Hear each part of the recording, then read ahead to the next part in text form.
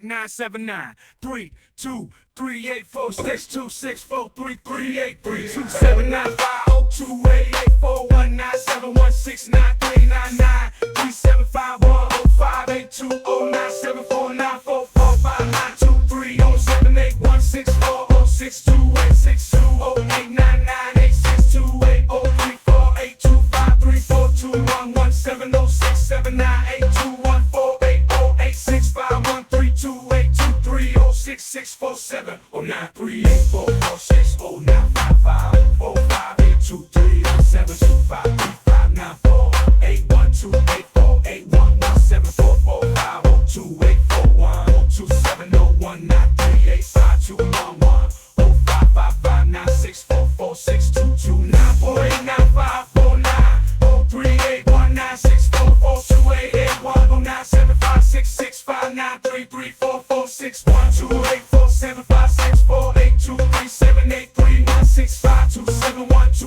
0 1 9 9 1 9 1 4 5 6 4 5 6 4 5 6 4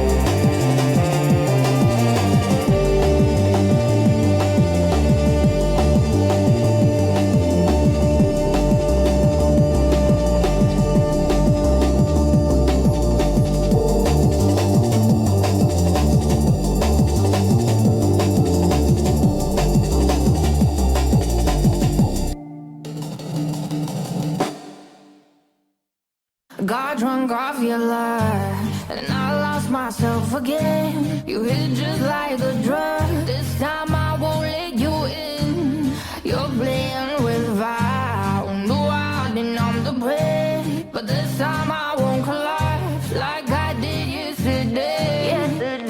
You broke my heart once again. I won't buy the dust in return. I can't give it, I can't give it, I won't give it this time. You broke my heart once again. With your breath and your body for me. Alright, welcome in everybody. Today we are playing this game, Luce Spenta, I guess. I'm not sure how to pronounce it. Luce Spenta, maybe. Jubilee cannot make it today, unfortunately, so we're going to be doing it without her. Let me pause the music and load up the game. It's a visual novel, so I guess I'm going to be doing all the reading. Jubilee had a dental issue. She had to go to see the dentist, and it's something with her jaw, so she was not able to speak. It's very unfortunate. Well, wish her well. Hopefully she'll have a quick recovery, and then she'll be here next week, hopefully. English. Full screen.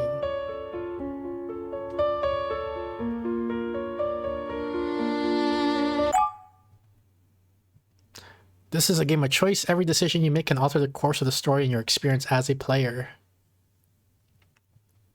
This game contains sensitive content and strong themes such as suicide, homicide, war, corruption, psychiatric illness, and abuse. Discretion is advised.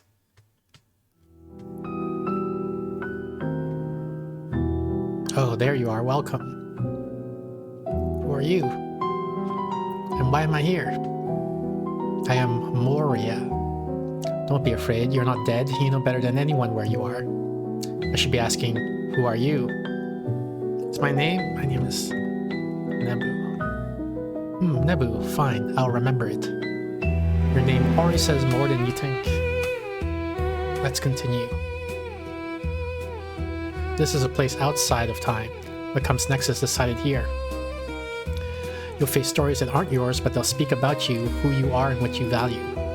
In the end, you will pass judgment. There aren't truly correct answers. But you are the judge. You will judge. Ready to look inward? Don't answer. You'll do it anyway. That's why you opened this file on your computer, isn't it? Yes, I see everything, and that is why I am here. Don't worry about trying to decipher me, you'll know later.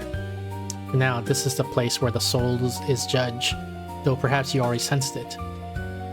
5 graves, 5 stories, each one will put you to the test. Choose carefully, not everyone can withstand looking at themselves, and not everyone is willing to accept what awaits them. I will guide you on the path ahead, Nebu. Oh, I pick a grave. I mean, one of them's like a hottie, right? Yeah, Amira. Let's go with that one. Ah, I see you start from right to left, unlike the common denominator. Now we know which is your dominant hemisphere. Don't worry, I am not a neurologist, but using your head will serve you well in the story you chose to begin with. Amira is a special case. For me, her case touches me personally. It's interesting. Or did you choose her for her looks? For being the prettiest of all these ghosts? That's definitely what happened. Anyway, I'll leave you with her. Listen carefully. I'll see you later. Before we begin, I need to explain something to you.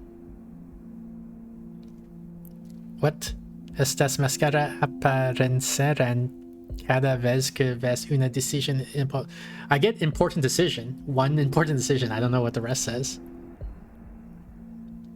They will serve as a reminder to keep a moment of compassion or anger from clouding your final judgment. Each judgment you make will tilt these masks, and in the end, they will speak for you so that you will remember. This will help you when the verdict comes to know which fate prevailed in the courtroom, who they truly are. But of course, you may ignore it and choose the opposite anyway if you believe their final action redeemed them. Now then, let the story begin. Oh, is it my turn already? Well, I suppose it was inevitable that you'd get to me. I'm Amira, and no, I don't need your approval to exist or to be here. I've always been a free soul.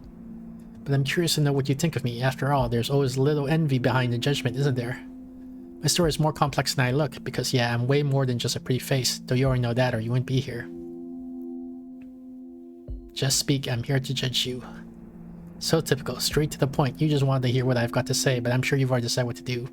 Anyway, Try to keep up with me, okay? Not everyone's on my level. Alright then, I'll tell you my story. Listen closely, I'm not gonna repeat myself. Fragmented Memory 2024?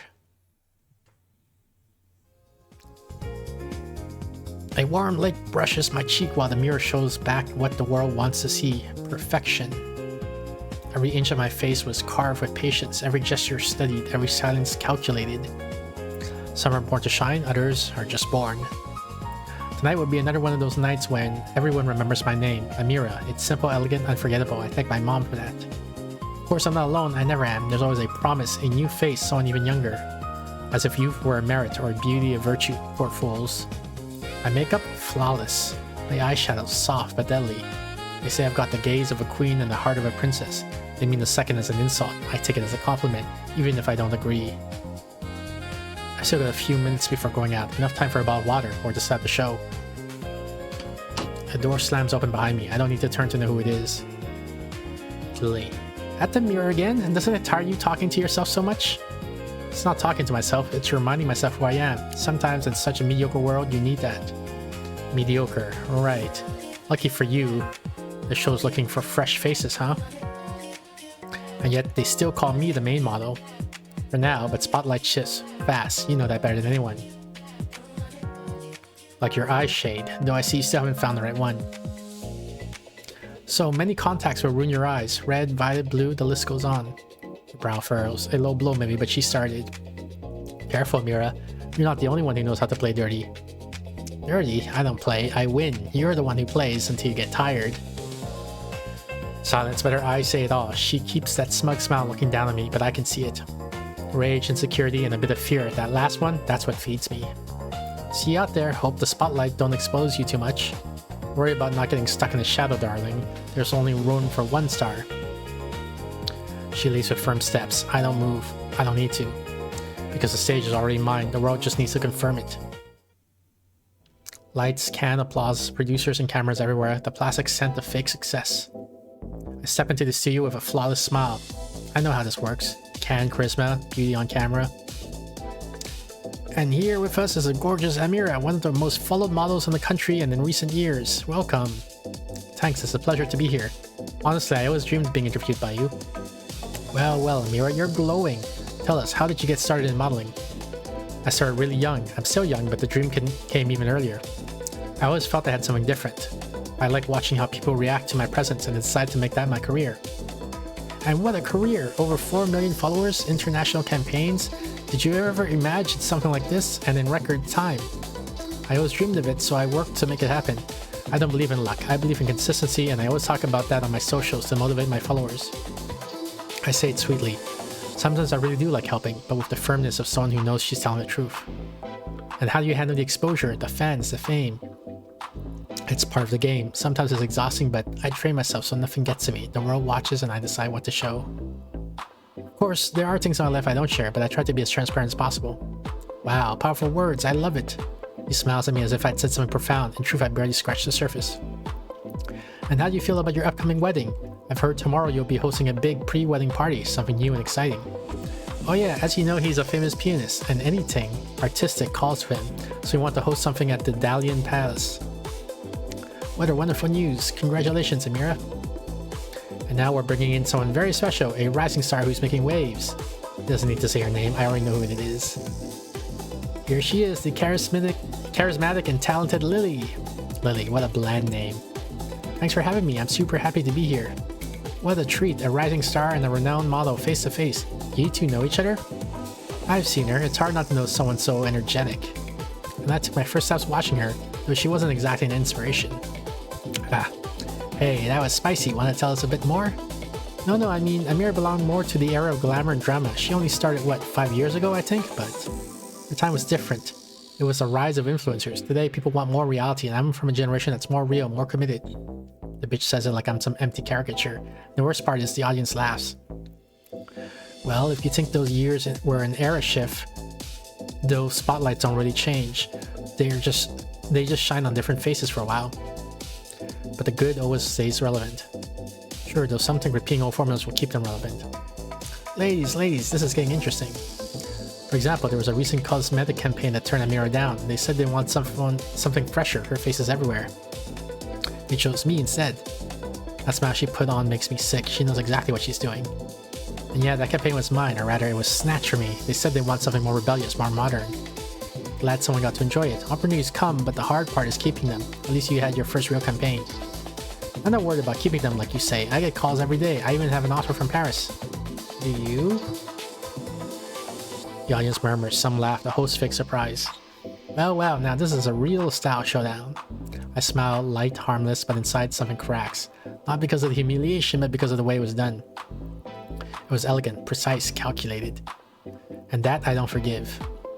I'm happy for you, Lily. Our youth comes with a lot of blessings, but also with haste. Sometimes you run so fast you don't see the cliff. Silent, she looks at me with a grimace. She's not sure if I hit the mark or not, and I like that. I say calm, I know I'm superior, I don't need applause, just time. That, darling, is what I have plenty of. The show ends with fake laughter and canned applause. The host waves at the camera as if nothing had happened. And that's how we close this glamorous night. Thank you, Amira, thank you, Lily, and thanks everyone who joined us. Until next time. I smile, wave my hand, I look ahead, then at the audience and finally at her. Lily seems to enjoy it. She thinks she won, that she exposed me. Poor fool.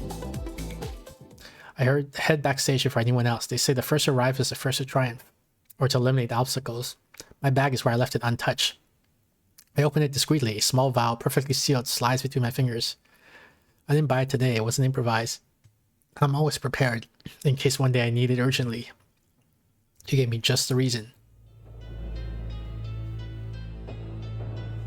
My hands tremble slightly. It's the first time I've ever done something like this. Not out of fear of being discovered. It's risky if I'm seen, and even though my ambition and ego are big, I still have a little empathy. I wouldn't want to be in her place, losing a whole day or two in the bathroom.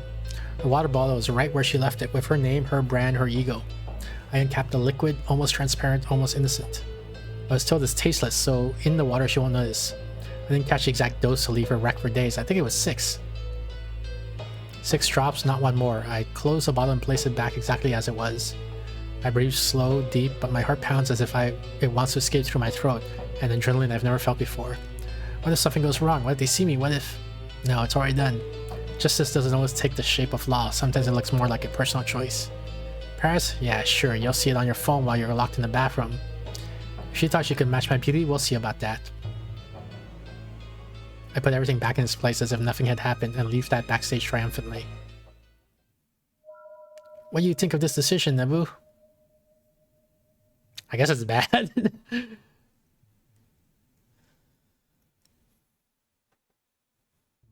The clinking of cups, the smell of expensive coffee, the subtle murmur of other conversations, nothing screams elite like a place like this.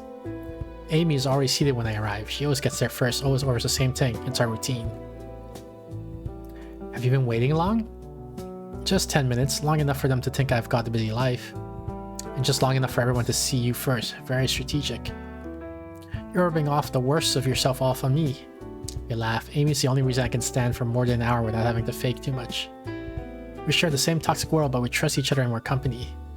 Shall we order the usual? Obviously. If something works, you don't change it. The waiter approaches. He knows our faces, our names, even our posture. He serves us as if we were porcelain figurines.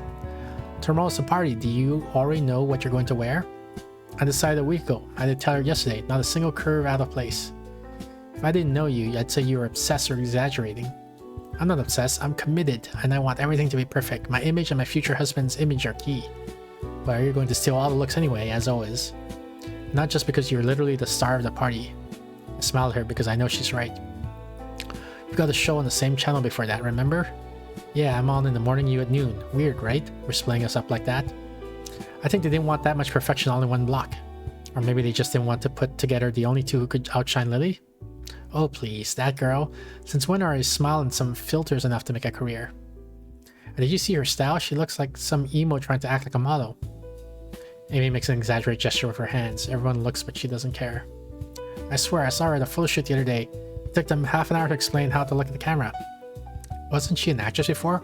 So she says when she was a kid. Maybe a background actress. We laugh, light, shallow, delicious. Well, at least she won't be there tomorrow. Wasn't she supposed to travel? Yeah, that's what I heard, although someone said she got sick or something. My heart skips a beat, but it doesn't show. Maybe she didn't even drink the water. Seriously? Yeah, some weird spell. Nothing serious, but she said she won't go. In fact, she pretty much ran straight home. Amy takes a sip of her coffee, and I do too, slowly. My hand doesn't shake. In fact, I laugh inside. What a shame. Looks like even the model can get flushed down the toilet. I say it as a joke, trying to change the subject. I don't know if shame is the word I'd use. Well, may she recover, in her own way. Amy looks at me with raised eyebrow. She knows me, but not that well. In the end, we'll have the party to ourselves. I love it because she was invited. You had no choice. And you know what happens when there's no competition, right? What? We shine brighter. We clink our cups. The sun streams through the window, and for a moment, everything is where it should be. We finish our coffees, and I start getting nervous about what's coming, which Amy notices. Are you okay? Your face changed all of a sudden. Yeah, I mean, I don't know. It's weird. Weird how? Something about the party? The show? No, none of that. It's something more personal. Amy stays quiet. She knows when not to interrupt. That's why I like her. I've been looking for months, and apparently I found my father. What? Seriously? I thought you didn't know anything about him, that he never showed up and didn't even know you existed. I didn't know anything, only what my mom told me or what she thought of him. Now he showed up? Not exactly. The clues, the papers, some things I found at home, everything points to a name, an old man living in a nursing home. Not just any place, a pretty expensive one, and very old. Are you going to see him? Yes, today. I'm not waiting any longer. My voice trembles slightly, not from fear, from something deeper, something I can't control. I don't know what to expect. I don't know if he'll recognize me or if he'll even want to talk. Want me to come with you? No, this is something I have to do alone. Amy nods silently. My whole life I taught myself I didn't need a father, that I was enough. But now that I'm close, I feel an emptiness in my stomach. That's called being human. It doesn't make you any less strong. I smile at her, not because she called me, but because she held me up at the exact moment, even if I don't agree with what she said. Thanks, Amy. Really. Tell me how it goes later. And if you do need to slip away from the party for a bit, I'll cover your absence with glamour. I knew you were a good friend, but you're an even better actress. We laugh a little, just a little, because now the calm really ends. The walls are wooden, but not the kind that gives peace. They're old, abandonment masked with bleach. I walk down the hallway with steady steps to inside and falling apart. What if it's not him? What if he doesn't recognize me? What if he rejects me? But also, what if he does? Besides, I lived my whole life without him. I just want to close some things. The nurse points me to a room. She tells me he's awake, that he has good days and bad days. She also warns me he's in the early stage of dementia, so talking to him can sometimes be confusing.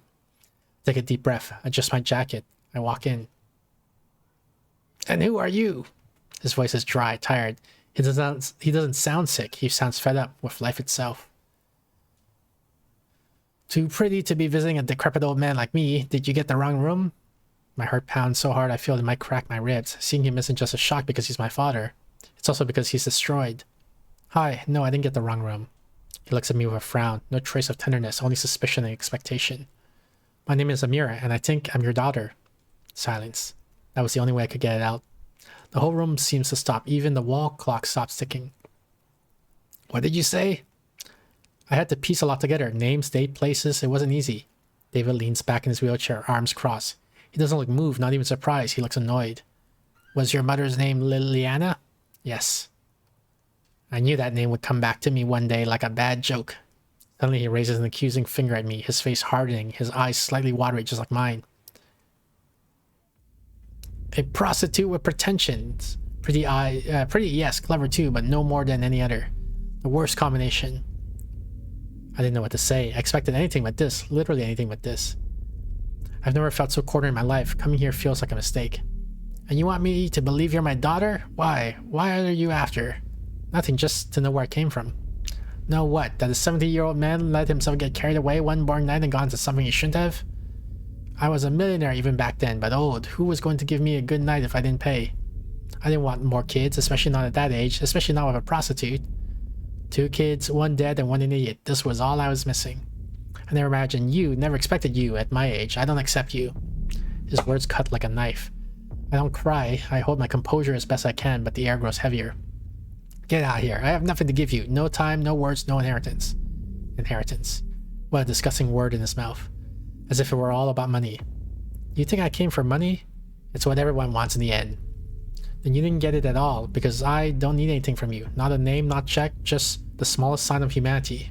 I have more money than you and a brilliant career ahead. You'll see me on TV in a few days, everywhere. I'm the face of the moment. If anything, I should be paying you.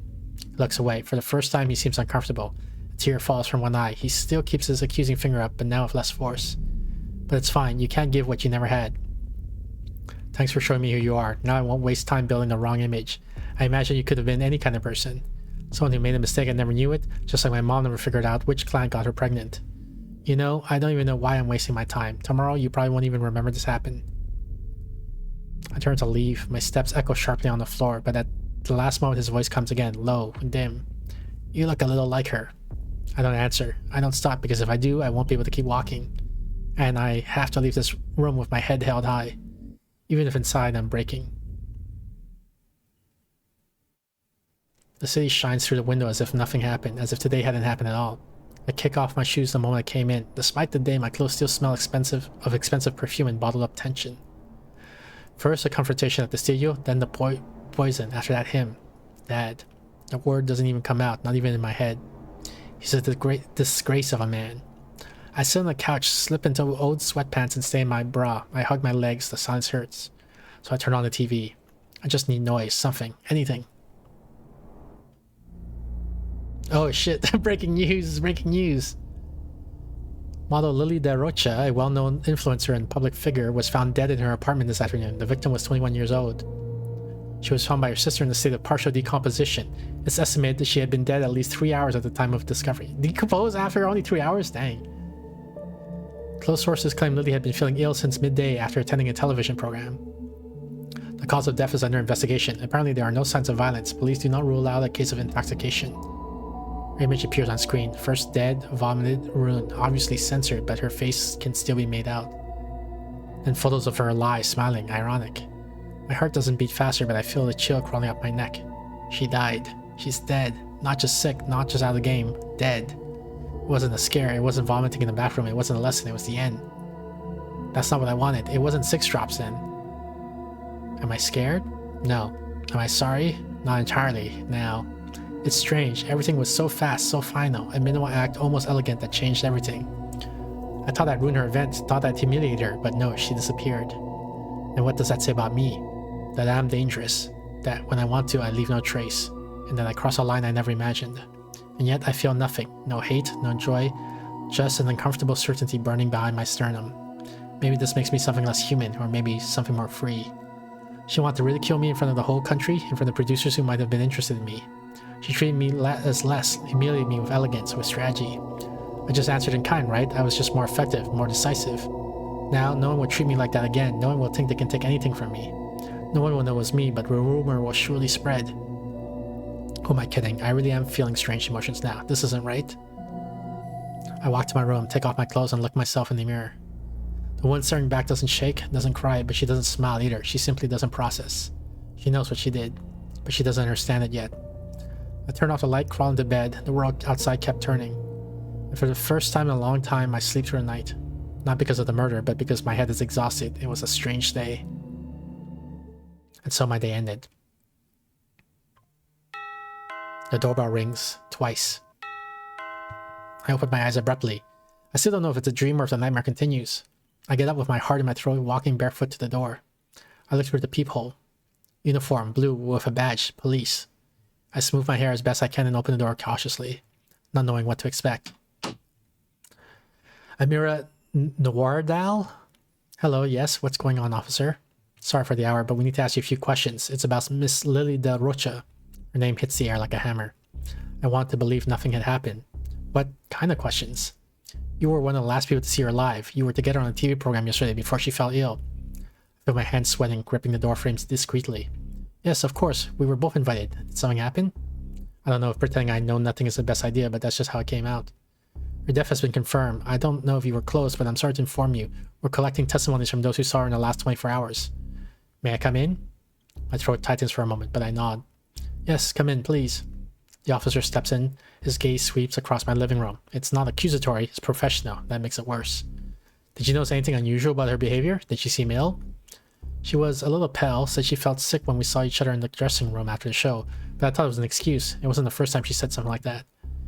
Did you interact during the program? Yes, briefly. We had a clash on air, but it was part of the show, nothing personal, at least not on my side. But as you can understand, we weren't exactly friends, so after the show and that moment in the dressing room, I didn't see her again. I lie without flinching. I'm used to it, but I can feel my heartbeat pounding at my temples. Did you see her after the program? No, I left earlier. I was tired. Any contact afterwards? No, nothing. Like I said, do you already know what happened to her? The coroner is investigating, but poisoning is suspected. It could have been something she ate, or something she shouldn't have ingested, but she was a healthy young woman. He says it with that emphasis, as if he were talking about just another accident. He takes a few more steps, probably his usual intimidation routine. Anyway, if you remember anything, no matter how small, don't hesitate to contact us. Of course, officer, absolutely. He takes out the card, places it on the table, and nods, and politely takes his leave. I close the door slowly, resting my forehead against the wood, as if the weight I was carrying had suddenly vanished. He doesn't suspect, not yet. But death never goes unnoticed. And my name is already on the list of those who were close. I need to tread carefully and not make a single wrong move. Anyway, I need to get ready. My show starts soon. Cold lights, spotless mirrors, and the unmistakable scent of freshly applied makeup. I'm backstage again, but it's not like yesterday. Nothing is like yesterday. I didn't really sleep, or maybe I slept too much. I don't know. It feels like time has folded in on itself. In this very backstage, I orchestrated Lily's death. Everything feels so strange now. Guess what I found? What? My water bottle. I left it in the dressing room yesterday. You know how much I hate sharing bottles with other people. I'll put it in the fridge so it's cold for later. I don't pay attention. My mind is elsewhere, on other names. Are you ready for the party? Of course, I've got the dress, the heels, the hairstyle. I'm going to slay. And you? I'm always ready. I just need to show up. After all, it's my party. Don't you feel off today? Your eyes look more heavy. I had a long night, that is all. You probably saw Lily died, and even though I didn't like her, it still hits. Lies, but even with my friend, I need to say something nice. Amy doesn't push. She's always known when not to. You didn't forget your bottle too, did you? You look thirsty. I look at her again. The innocent smile, the kind gesture. The bottle. Later, I'll freshen up first. Okay, gorgeous. Amy walks away lightly. I breathe as if I had just been submerged. The bottle. Is it the same one? No, it can't be. Or can it? I left it there. Lily drank it, probably all of it, or she tossed it. And if someone else? No, not now. Not before the show. I can't lose focus. The nerves are eating me alive, making me think stupid things. I smile at the mirror. It's the only thing I can control. And this time, no one will throw me off. He stormed out like a whirlwind, the camera's off, barely containing the heat he left behind. It'll be hard for me to recover that audience, and we're not even in the same field. I'd seen him from behind the set, furious, pride wounded, undone by something I didn't fully understand, but it didn't matter. What mattered was him, his name, his presence, his power. I recognized him immediately, even Rothstein, the influential, socially proper governor. Obviously rich and in that moment weak. Politicians are like broken dolls looking for validation, and often they look for it in pretty models. I wasn't gonna let it slip by. As soon as I saw his face relax a bit, I approached. Sir? He turned, his face still tense, though softened by my sweet voice. He scanned me as if trying to place me. Hello, do I know you? Not directly. I'm a model. My name is Amira. I came as a guest on the show. I was watching from behind the set and just wanted to check if you're alright. You seem unsettled. My tone was soft, not cloying. The perfect balance of empathy, sensuality, intelligence, and respect. The perfect mix for a man like him. I'm fine. It's just been a long day. It showed. Even so, you look steady. Not everyone could handle an ambush like that with such control. Direct compliment without bootlicking. The basics, and I mean it. They did the same to me yesterday. Practice makes a man. Or hardens him. I paused. Attention floating. He held my gaze, evaluating, measuring, like men used to controlling everything do. But I was measuring too. I saw the wear in his eyes, the fear of aging, of becoming irrelevant, of his crimes being exposed, and also that latent desire to feel validated by a younger woman. And were you invited to the show as a model or as something more? Style and opinion segment. They wanted a young voice, though they don't really care what we say, just how we look while saying it. Politics works the same way. I know, that's why I want to say hello. You know how to match your image, and that deserves respect. I admire that. I use the word admire like a scalpel, just enough of a cut to feel it bleed. I saw him yield just a little. Enough. You have a card or contact info? In case someone comes up later, I do value the voice of a young woman interested in moving forward. Bingo. Of course.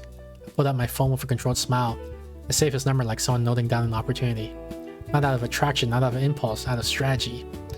I don't even think I'll have to sleep with him. It would hurt to be unfaithful to my fiancée. This man hands out power, influence, money, and favors like candy, and I'm hungry for all of it. In fact, if this Lily case keeps blowing up, I might need his influence.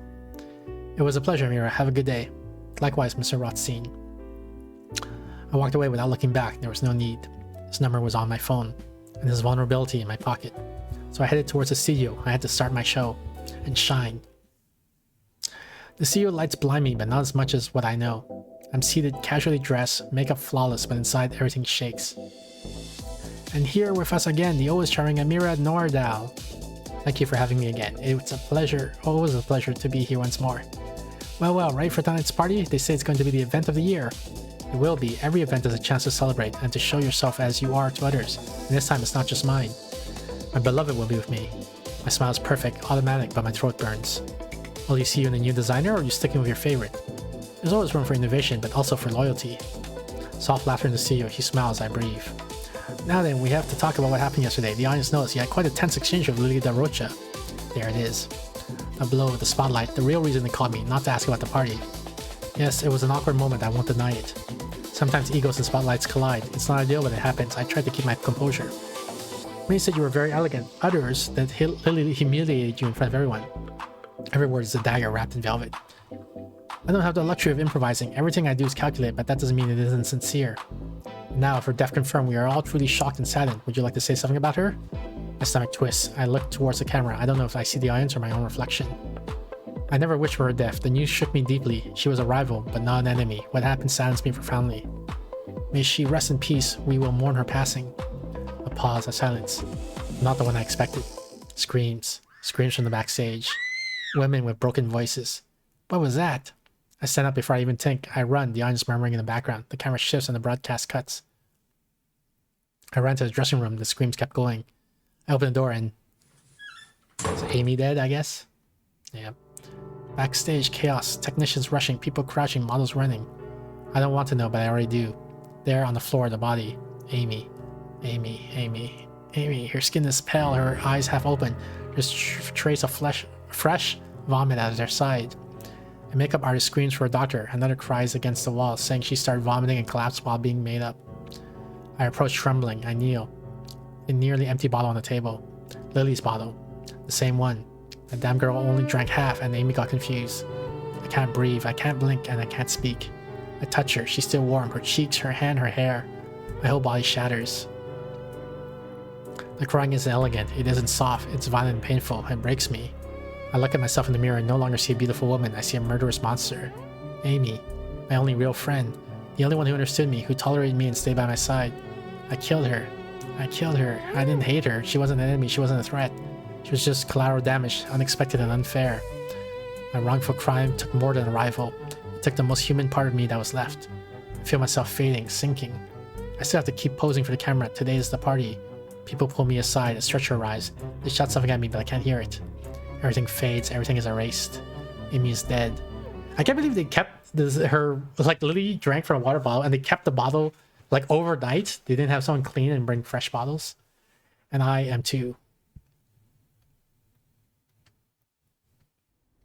My car glides along the road as if the world were on pause, as if everything back there hadn't just exploded.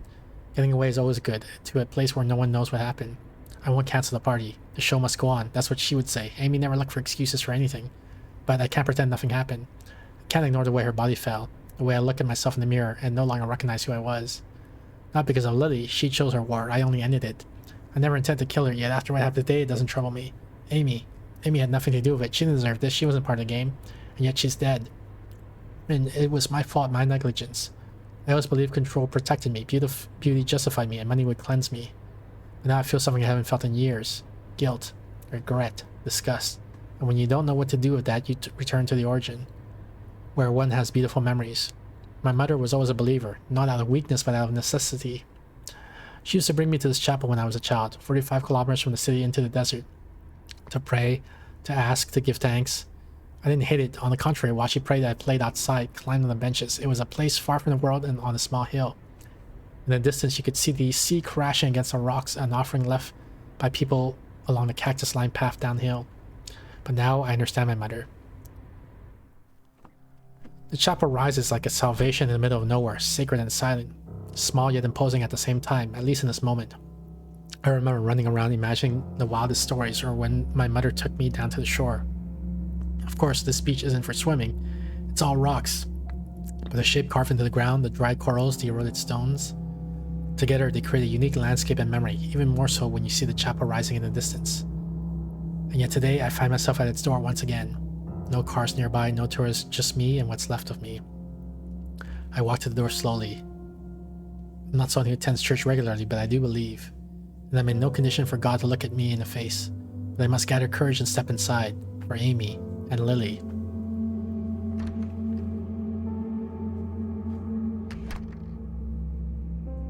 I enter, and for the first time in a long time I feel small.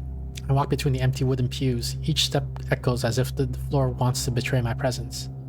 I reach the altar, the same one from my childhood where my mother taught me to put my hands together and close my eyes. I kneel, my clothes pick up some sand, but right now I don't care. I don't know if this helps. I don't know if anyone is listening or willing to see my story and forgive me, but I have no one to ask. No one else to ask. I close my eyes. God, if you're there, I'm not speaking for myself. I already know I have no place up there after what I've done, and that's fine, really. I only ask for Amy, for her soul. She didn't deserve this. She was good, better than me. Don't leave her alone. Take her with you, wherever you are. Wherever clean souls find rest. And as for Lily, you taught us to forgive our enemies, and I didn't listen. My lips tremble. I don't know if I'm praying or begging forgiveness for something I'm not even sure is listening. I wipe my tears, stand slowly, my body tired and my soul empty, but still carrying the elegance I learned. I turn around and then I see her. My mother sitting in the back, watching me as if time had never passed. I don't know when she arrived here. Mom? Amira. Her voice is soft but not surprised, more like resigned. I came to remember to when we came here together, to when you still believed in something. I don't answer, I don't know how. I felt something was wrong with you and I don't know why, but I knew. And I came to see I wasn't mistaken. Follow the mother's instinct. I want to hide and be strong, but I can't.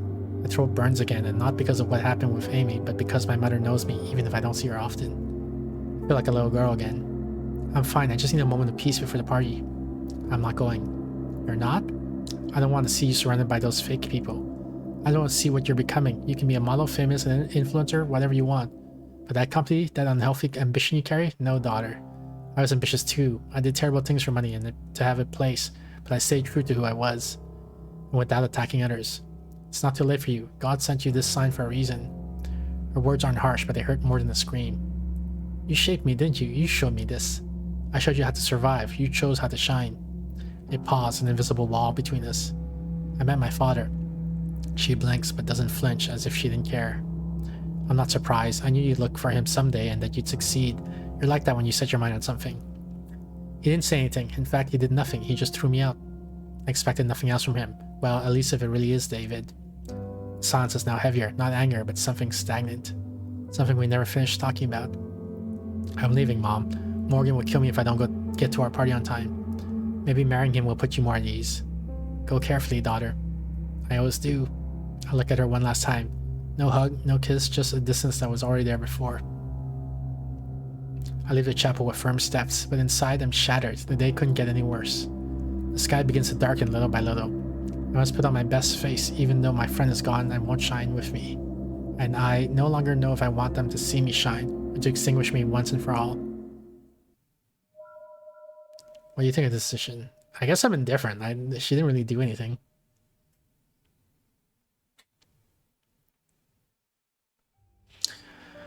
Warm lights, shining marble, raised glasses, and elegant shouts moving to the rhythm of the music. Everything is perfect. The palace, the party, the staging, the people. Everything except me. Just a few hours ago I was kneeling in front of a corpse, crying, and not just any corpse. Now I have a glass of champagne in my hand and a calculated smile on my face. Amira. I recognize him by his voice. He's like my refuge, my reflection, or so I thought. Hello, love. Are you okay? Why wouldn't I be? Amy died today right in front of you, and here you are as if nothing happened. His tone isn't aggressive, it's incredulous, almost sad. As if showing me I shouldn't be here, that he knows I'm pushing myself more than I should. The party was already set, cancelling it wasn't going to bring her back. I'm not judging you, I just worry. If you don't want to be here, just tell me, we can leave. You know these people care more about showing who's better than about us. I want to scream yes, to beg him to get me out of here. But I can't. I'm no longer that Amira, not in front of all these people. That person stayed behind in the chapel. I'm fine, really, just exhausted. It hasn't been a normal day. I understand, but you don't have to prove anything to anyone. Yes, I do. He looks at me as if he doesn't know who I am for a moment. That answer came straight from my soul. I do have to show who I am. I am Amira Norda, the most beautiful in the country. I'll stay close in case you change your mind. Thank you. He walks away, not offended, just disconnected, trying to understand me. And then they arrive, like flies on glass. Ah, Mira, always impeccable, not a hair out of place, not even when someone dies, huh? Shh, don't say that, it's not her fault. Well, with Lily, we don't know. They laugh among themselves, that sharp laughter of women who were never friends nor rivals, just passive threats. Good evening, what a joy to see you so coordinated. And I find the joke distasteful, especially here at my party. Oh, don't be mean. Look, she's wearing black out of respect, though that red dress of yours looks incredible. So very you, isn't it? I hadn't thought about it, wearing black for mourning. But in the end, I already had the red one prepared. That color won't change my feelings. Brilliant choice of venue. It was that air of a decadent empire. Did you plan it that way, or was it a coincidence? Nothing is coincidence, not the place nor the guess. Sorry, me, because I was gonna cough. Well, you certainly know about presents. Still, after today, didn't you consider something more intimate? I look at her, she smiles at me, as if offering me a gentle poison. If only she knew that the venomous snake is me. Intimacy is for those who have something sincere to say. That's not the case here. Her eyebrows lift, but she doesn't reply, because she can't. That's the difference between an insult and the truth. You look splendid, Amira. I think I already told you, but it's worth repeating, though it shows you didn't sleep. First time I hear something come out of this ape's mouth, and he still manages to disappoint me. And yet I shine brighter than all of you combined. Isn't my power fascinating? I laugh, but they no longer know if it's with me or out of fear. I walk away, glasses raised, whispers behind me, tense laughter. I'm not okay, but I'm still standing. And tonight no one will break me, only I can do that. Then the music changed. It was our moment to shine in front of the vultures. Love. Would you dance with me? I didn't answer, I just looked at him and extended my hand. I saw his eyes. There was no judgment, no pressure, no obligation, just an invitation. To escape, to forget, to surrender for a while. He didn't know the extent of my sins, and that's why he still loved me. The hall opened at our steps, eyes pierced us like knives wrapped in velvet. The first notes of tango set the rhythm, not of the music, of my blood. He held me by the waist, pulled me in with elegance and sensuality, and we began to move. A slow step, an elegant turn. The choreography wasn't rehearsed, it was pure instinct, muscle memory. We were two pieces fitting together in a beautiful tragedy. Even if he didn't know the weight of my tragedy carried. The last time he saw me, I still wasn't a criminal. The floor beneath my heels felt distant, the world blurred, but him, sharp. I wasn't thinking of Amy or Lily or my mother, not even David. For a moment I was only skin, silhouette and movement. He led, I yielded, and I wasn't afraid. My dress brushed against his trousers with every turn. My legs grazed him to the exact rhythm of the bandoneon. Bodies tense yet soft, opposite yet one. We spun around ourselves again and again, as if time coiled at our feet. I felt him lift me slightly, his firm hands pressed against my lower back. I didn't fall, I didn't hesitate. I was beautiful, I was lethal, and for the first time I was weightless. The final move was choreographed dip, a perfect break. His arms held me and my head rested on his shoulders. I almost closed my eyes. And then, the explosion. Applauses, flashes, muffled comments. Everyone stared at us, not as people but as symbols. The perfect couple, the tragic star, the dreamt love. The woman who, even in the face of death, remains strong and stands by her beloved. They didn't know I was made of rubble? Nor that he was my only pause between two abysses. I smiled, looked at him and kissed his cheek. And I rose again, tall, perfect, golden. But inside something began to crack again. Something that would never leave. He kissed my hand, looked at me with love for a moment, and went off to speak with other guests as if nothing had happened. Then the music began to play again. What a dramatic scene. I love it. Though I must say, it was a bit theatrical, don't you think? Jealous that no one wants to dance it with you? Oh, don't be like that. I just want to congratulate you. I heard you enough from afar, that was plenty. I smiled at her, lofty with all my teeth. That smile that gleams like freshly sharpened dagger. Well, I see you're still in shape despite the morning. And you're still talking more than you do. Good evening. I left her there like a statue of expensive makeup. The music went on, the party too. I no longer have time for this kind of people. Mom was right. They toasted me, they used me as a centerpiece. I smiled, danced a bit more, said just enough, and moved with elegance. That wasn't really there. Every word was an echo, every gesture an empty replica of something that no longer existed. When the clock struck 1:30, the palace began to empty. The flashes faded, the murmurs quieted, the glasses stopped clinking, and then at last I left. With him, with my reflection, and with what I could never erase. We entered in silence as if the noise of the party were still chasing us from afar.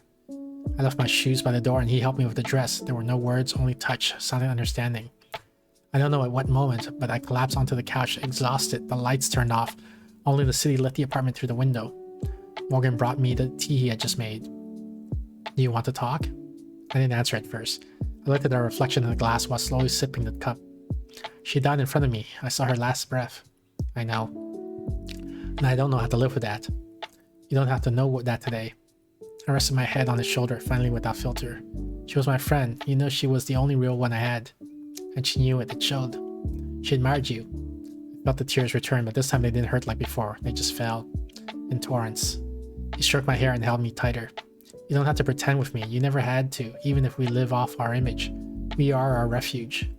I know, but I forgot how not to. We stayed like that for a while, breathing in the same rhythm.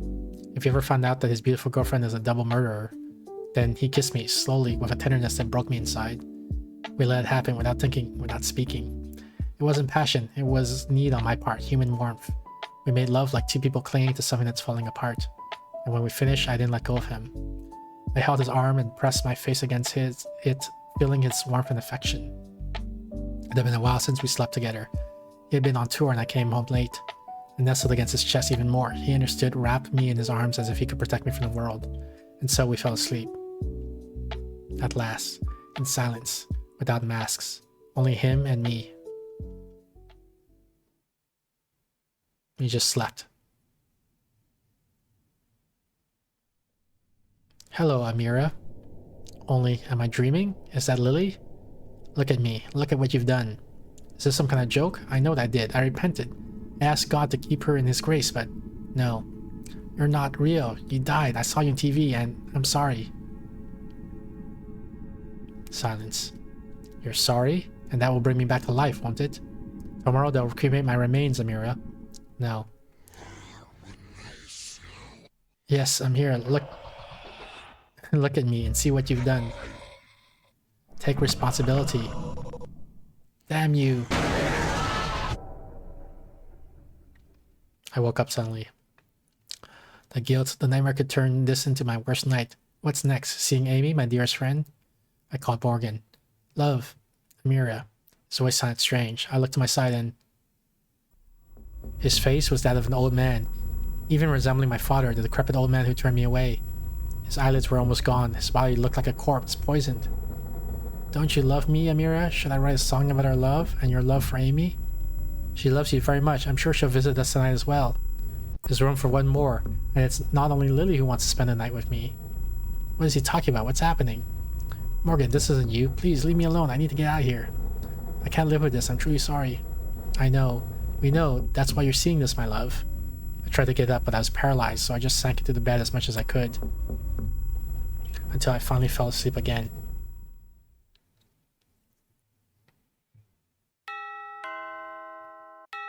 Who could it be this time?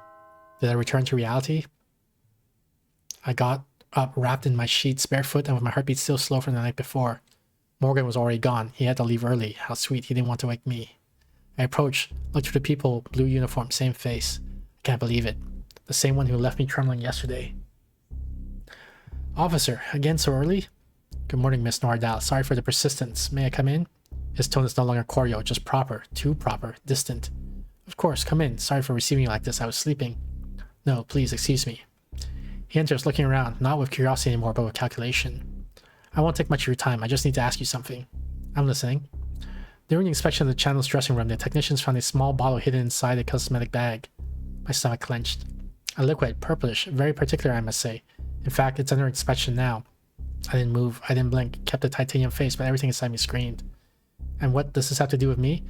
Wait, so she left her bag with the poison there in the dressing room? She didn't she doesn't take her purse home with her every night and then throw away the bottle? We don't know yet, but the bottle was found in the sections assigned to the model's dressing room. And you shared space with Miss Amy Renard, right? Yes, we were friends. We know, and we also know that both deceased had the same cause of death. A long, unbearable silence followed. Intoxication from the same compound, uncommon, synthetic, which leads us to believe it wasn't accidental. I couldn't breathe, couldn't even blink. Do you recognize this bottle? Have you ever seen a vial like this among your things or Amy's? The officer takes out the vial I used to poison Lily. When was I so stupid as to leave it there? How did I feel like that? Yeah, what the fuck? No. Are you sure? Yes. Because if we find fingerprints, traces of ownership, or witnesses, the case could take a more criminal turn. We'd be talking about double homicide, aggravated. His voice grew deeper and slower. We're not accusing anyone yet, but we're no longer investigating an isolated death. We're looking at a pattern. I looked at him, unable to hold his gaze for long. I don't know anything, officer. Amy was my friend, so I wish you luck with the investigation, and I deeply regret it. I understand. Just stay attentive. We may come back soon if we have further questions. Have a good day. I closed the door quietly and leaned against it. It wasn't paranoia. It wasn't a passing suspicion. Now they were looking for me. They knew there was a murderer and even admitted it. They didn't know yet they had already found her. I went to the kitchen like an automaton, started making coffee, but the TV on the living room caught my attention. The morning news showed footage of Ivan Rothstein leaving his house alone in a robe, his face distorted. Breaking news confirmed. Anna Rothstein left the family residence this morning. The family spokesperson declared that the split was final. Close sources claim the governor was visibly shaken and furious upon returning home this morning. I stayed there watching his face twisted with rage, his public downfall, his loss. We're all breaking, I thought, and the world is just watching how we do it. But at that moment I realized the opportunity in front of me. Anyone with half a brain knows Ivan is corrupt, and that he covers everything up with money stolen from taxpayers. Who's to say he couldn't cover this up, and surely he's looking for a young model now? And Morgan? Well, Morgan won't get me out of this. I love him, but he deserves someone better by his side. Ivan would get what he deserves. I'd be upfront about it too. I picked up my phone ready to send him a message, but then decided to wait. We just met yesterday. Surely after this he'll be thinking of me. I set the phone down on the table, my fingers trembling slightly, though my mind was clearer than ever. I'm not a victim. I never was. Just a piece learning to move the others.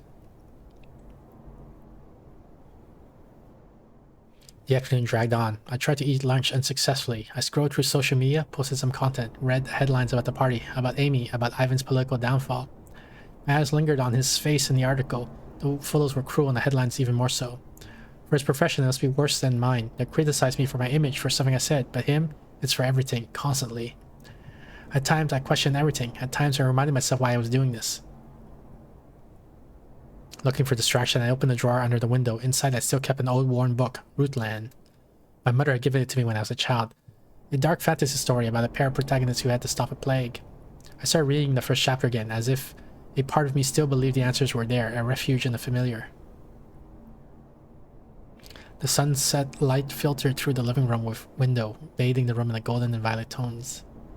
The sky looked as if it were burning, and I remained in the same spot, book in one hand, the phone beside me. Then it buzzed. Ivan. My intuition didn't fail. I know his kind. I knew who it was. I took a deep breath, slipped into character, and answered. My phone buzzed on the table, an unknown number, though not truly unknown. I answered with a calm tone, as if I didn't care, though I knew this call could change everything. Hello? Hello, Amira. It's Ivan. Am I interrupting something? His voice sounded hoarse, tense. Maybe he had been smoking, or maybe anger was still burning in his chest. Either way, it was clear what he wanted. A little. I was finishing a session, but it's a pleasant surprise to hear from you, Governor. I said it smiling. I knew that smile could be felt even over the phone, even if it was a lie. I just want to hear a different voice, something less contaminated. Contaminated? What an apt word for a man like him, always surrounded by hyenas and worms in suits. Well, I'm not the best example either. And I'm that? Interesting. I heard what happened. You are many things. Some I've yet to discover, but I hope you don't believe the damn press that says those things. I knew he was talking about his wife, his scandal, his collapse, yet he said it with a venomous calm. Careful, Governor. If you keep talking like that, I might think you're flirting with me, or offering me a political position. I played my card. If I was going to dance with wolves, he needed to know I wasn't barefoot. I heard his laugh, a mix of arrogance and desire. It made me want to hang up, disgust at whatever was going through his mind. And what if I were doing the first? And there it was, the bait. Then I'd have to think about whether I like it or whether it suits me. What I didn't say is that many times the two are the same. Not everything in life is about convenience. A lie. Among liars, it's easy to recognize them. He knew it, and so did I. For someone like you, it is, but I'm listening. And sometimes I'm sincere, unable to resist hitting the nail on the head. Why don't you come by my place? Nothing formal. A drink, a chat. I promise no politics. I felt a knot in my stomach. Not nerves, anticipation. A step further in the direction I didn't know where it would lead. And the possible betrayal of Morgan. Not even for love, but for convenience and protection. Sounds tempting. Then just say yes. Insistent, like men who think the world owes them attention. Still, that side of him felt repulsive. I don't like insistent men. And I don't like games, yet here we are, both lying to each other, aren't we? Against an expert, there's not much you can do. Silence, because he had caught me, because he was right, and because even so, I was willing to keep playing. Fine, I'll come, but only for a little while. A little while will be enough. I hung up. I stared at the reflection of the sunset sky in the window, and I knew what I was about to do could save me or drag me straight to hell. But survival instinct outweighs guilt in this case. What do you think? This is neutral. I mean, she like cheating on the husband, on Morgan, isn't great, but like if if you're in this situation for some, let's say right now this situation, it's her own fault that she got here. But hypothetically, if you got into the situation of no fault of your own, then I could see as a survival tactic cheating on your husband to try to save your own life. So this is innocent, I think, even though the original thing of murdering the friend was bad. I sat for a few more minutes, the phone still warm in my hand. Ivan Rotsin was not a man who gave anything for free, not power, not affection, not protection. It didn't matter what he said on the phone, it didn't matter how alone he was. Men like him only respond to one of two things, power or the fear of losing it. And I didn't have the first, but I could cause the second. I didn't want love, I wasn't seeking comfort, I already had that, I want survival. I had to bind him, tie him to me somehow, make him feel he had something to lose if he let me fall. Because in this world of hyenas, I either bite first or get devoured. I got up and went to the mirror. I put on my perfume my mother used when she went hunting men in expensive hotels. And then promised myself one thing, this time I wouldn't hesitate. My future depends on it. Look at this hope poster. Of course, I arrived on time, and that's why my heart beat with a mix of anticipation and resolve. I knew what I had to do. He opened the door rather quickly, and there he was, without pretense, with a look that mixed satisfaction with something unspoken. This is a pretty small house for a governor, I feel like. Punctuality, a rare virtue in young women. His words touched me and made me smile with a hint of irony. And courtesy, even rarer in an older man. I felt how our worlds balance, a sort of verbal dance foreshadowing what was to come. Welcome, come in. The atmosphere shifted, the background noise faded, everything became intimate but uncomfortable. I stepped into the foyer of his house like someone exploring new territory. I looked around, analyzing details, every shadow. Despite my age, I already had some experience with people. Nice house, tasteful, a bit empty perhaps. I observed Ivan's response, his deep melancholic tone revealing more than words ever could. It has its good days, today isn't one of them, my family is gone. I absorbed his confession with cold detachment. I replied without letting my voice betray my emotions. Sometimes what's empty isn't the place but the one who inhabits it. That's why you're here, to fill it a little. I felt his gaze settle on me, weighing me after reducing me to a prostitute. He gestured to the couch, and with my usual elegance I sat without losing composure. A drink? Without hesitation I smiled discreetly. One, yes, I haven't decided yet if you deserve two, Governor. His laugh was barely audible, laced more with spite than warmth. In that instant an unspoken game spread between us. He went to the bar, poured us both whiskey, and handed me a glass. To the wrong choices that lead to interesting places. I'll drink to that. We drank in silence for a few seconds. Then we talked about trivialities. The conversation turned pleasantly superficial, and I, ever the analyst, let slip a glimmer of my true thoughts. With measured voice, I leaned a little close to his words, telling him things on any other subject. And then that book blew my mind because in the sequel, the protagonist goes from being a nobody to becoming a king. And all because he saved his people from the plague. But the plague, it didn't seem to be controlled by nature alone, not even by humans. As I spoke, I remembered the book I had loved since childhood, the one I had been reading, but Ivan wasn't interested. Of course not, he wasn't Morgan. He couldn't help but cut the conversation short. Shall I show you the house? The question hung in the air, my mind filling with doubts about his intention. Is that an offer or an excuse? Inside, I felt an answer caught between curiosity and mistrust. Obviously knowing what he meant by it, and that the moment to act was approaching. It's whatever you want it to be. I rose slowly, leaving the glass on the table, saying nothing more. I only nodded, following the inescapable ritual we had already established. At that moment, each step I took felt weighted with an unbearable duality. The desire to get what I wanted and the knowledge that within him hid secrets too dark even for me. We entered the bedroom. The light was dim and warm, just as I imagined a place where a dirty crown would fall. I stopped at the entrance, scanning every corner, not because it surprised me, but because I needed to. I had to make sure, I had to breathe deep. So this is your true place. This is where no one sees me, where no one judges, and I used to sleep in another room anyway. It's always carried a strange weight. I didn't care. That marriage no longer existed. And soon, unfortunately, neither would mine, most likely. Are you sure no one sees you? I'm already here. I said it sweetly, but inside I felt like I was walking along the edge of an abyss. With every word, I reminded myself why I was here. I didn't think you'd invite me into this part of your castle so quickly. Not all castles are fairy tales, nor do all kings know how to rule. My sharp remarks seemed to please him deep down, so I didn't hold back. I walked slowly to the wardrobe, running my fingers along its edge, marking territory, not out of sensuality, but control. I leaned my back against it, crossed my legs naturally, a glass in hand, everything calculated, what I had learned from countless ads. Turn around. What? Just do it. Trust me for a second. Forget the political chase. His distrust was palpable, but so were his ego and his curiosity. In my head, I began to replay a song, a classic my mother used to play, the one she taught me to pose and dance to. They were my first steps towards becoming a model. But then, when he turned his body, I felt I had 10 seconds of advantage. I grabbed my phone, activated the camera, and prepared myself. I slowly slid off my pants before calling to him. I leaned against the wardrobe in the lingerie I knew how to choose, the kind I wore to sell something that wasn't love.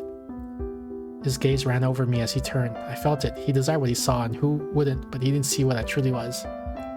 I leaned into his lips and kissed him slowly. His hands searched for me anxiously, sliding over my waist.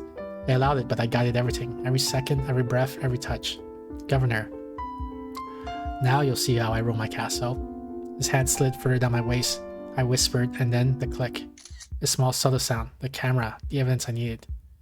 I pulled back slightly, showing the phone. My expression changed. No longer the willing girl, but the strategist revealing her colors. Thank you for the moment, Governor. Man, my voice is getting dry. My throat's getting dry from all this reading. What are you doing? His face shifted into one of absolute fear. A simple precaution. Let's call it insurance of power. I knew what I had in my hands. A perfect revolting image of this old man, an instant scandal. I didn't need to say much more. Your wife left last night, and no one really knows why.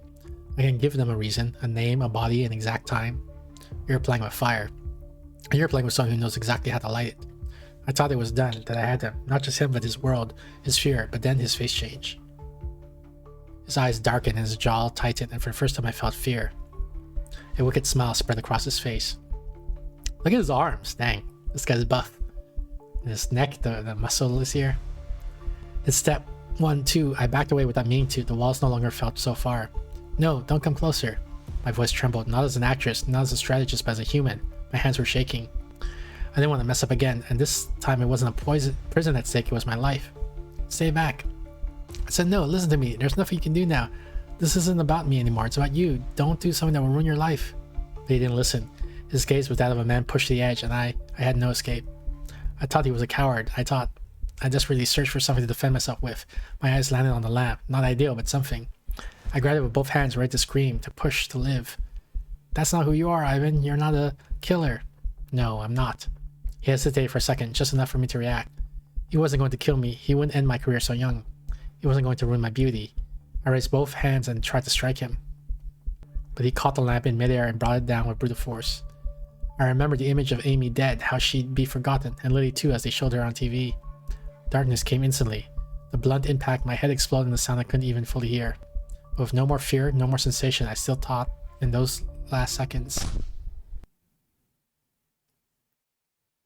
Why did I do that? Oh, and that's how she died? And as you can see, that was a story with a rather disappointing ending. A star of my caliber shouldn't have ended up dead in a shabby room, half naked at the start of her career. But I made bad decisions, and I truly regret them. I won't lie to you. What sense would lying make at this point? I've searched for forgiveness, for Amy, for myself, for Lily. But even now, it hurts to think about what must have happened to Morgan. My ambition knew no limits, but now I hope you'll be gentle and kind, and that your compassion knows no limits either.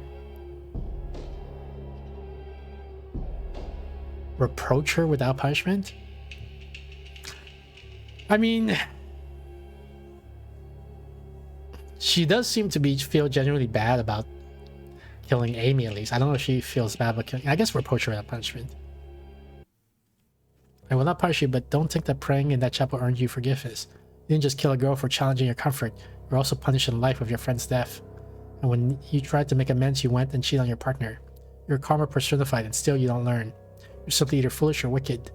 And who do you think you are to say that to me? Yes, I've already told you I regret some things, but that doesn't give you the right to say this to me. You're lucky you're not here, like me, otherwise you'd already be facing me. Go, run away without resolve. I'll solve my problems alone, as always. There is no turning back. Factum iam radice egit. Everything went dark as soon as judgment ended, and without knowing how, you now stand at the edge of a dark side forest. In the distance you see faint light among the trees, a path, the way back perhaps. Your steps crunch on the dark soil and your thoughts are still trapped in by what you did. Was it the right decision? Did you act out of emotion, out of logic, out of fear? Then you feel it, that presence, eyes fixed on you from the darkness. Hello again, Nebu. I hope you haven't lost your way. You were cruel, but only with words. The very thing she knew how to handle. Reproach, that sweet half-judgment. You don't dirty your hands. It's your first decision, but be careful. Learn to decide. Amira walked a very thin line between love, ambition, and survival.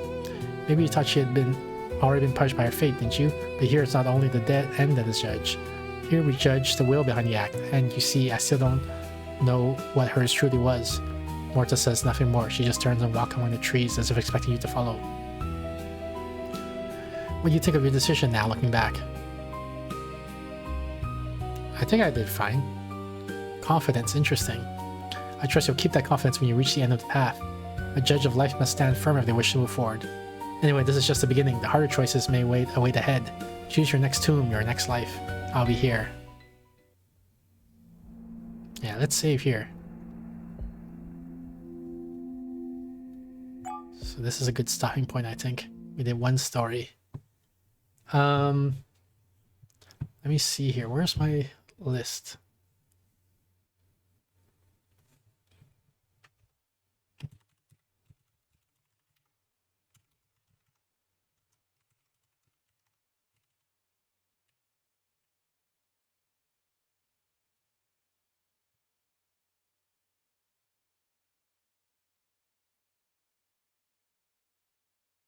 Okay, so then we have another Hello Anxiety is the next thing we're gonna play.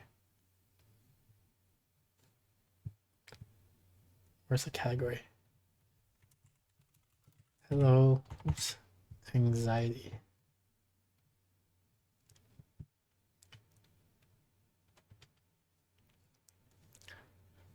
Interesting name for a game.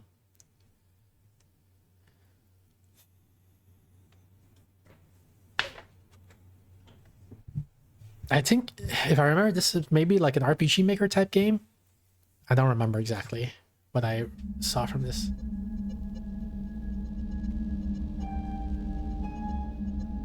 If I click option, nothing happens. New game. If you're scared of something, keep looking at it. Where is the thing that I have attached my insecurity to? Where does it live outside of me? If you keep looking at it long enough, it tends to not be the monster under the bed anymore. They say, but what they don't understand is I see them. I see them even if they don't see me. They say. Stare into the darkness and the darkness stares at you. It's true and it scares me. Being alone scares me. But even with people around, I feel lonely. I would rather be scared alone than be surrounded by people and lonely.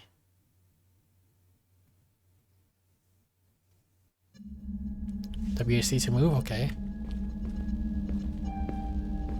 Am I in like a ghost costume? I don't feel good, but at least I'm alone.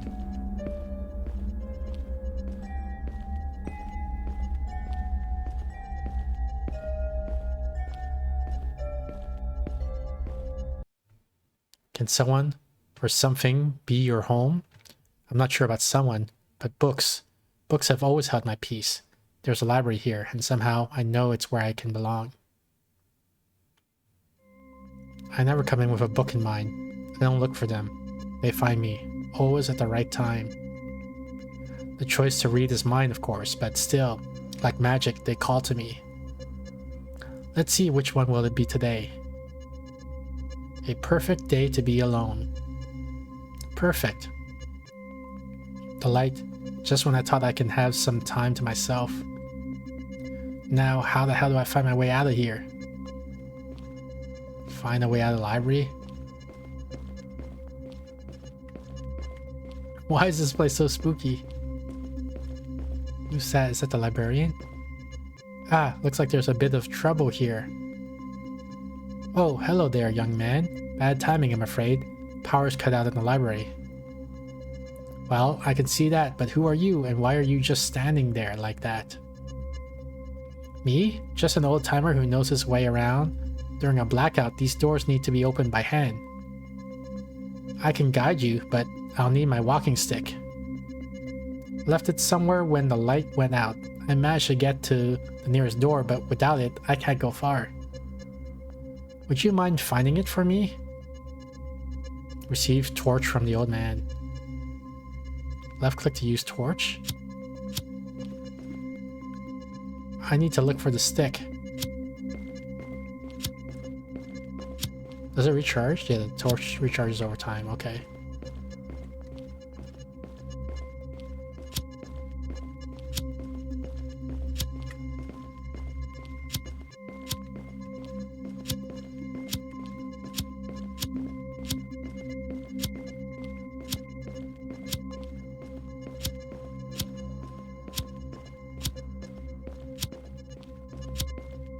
Man, I'm draining the batteries on this torch.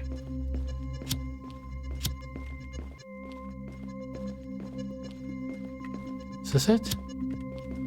You found the stick. I guess this is the old man's stick. I should return it to him.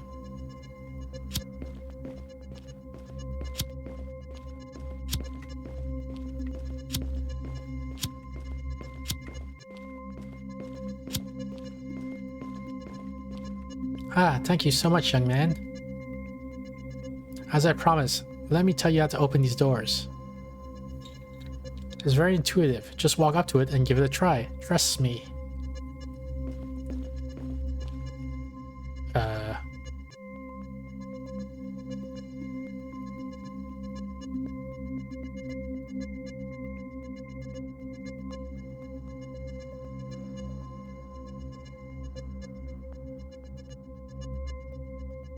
Well, see, I told you, pretty intuitive. Yes, that's one way of saying I solved it myself. Then keep the torch. It will help you. Also, my granddaughter works here as a librarian. She may be helpful if you feel lost. If I keep the torch, what about you? Don't doubt an old man's instincts. Well, then see you around, weird old man.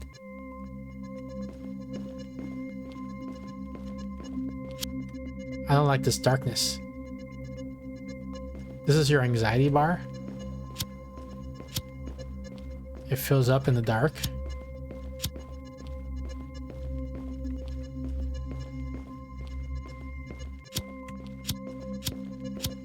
Enemies can be faded away with light.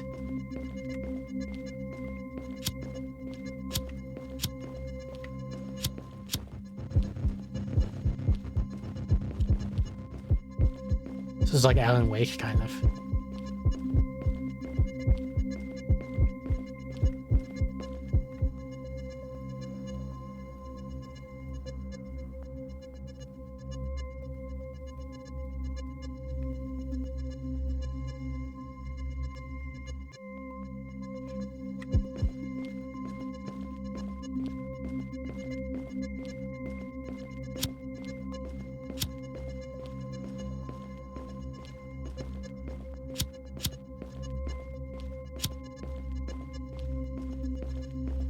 This music is making me anxious.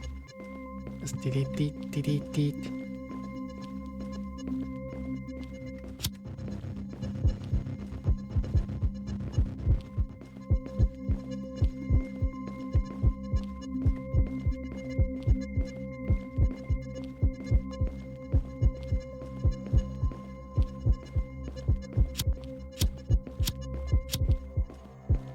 Probably right click to steady yourself.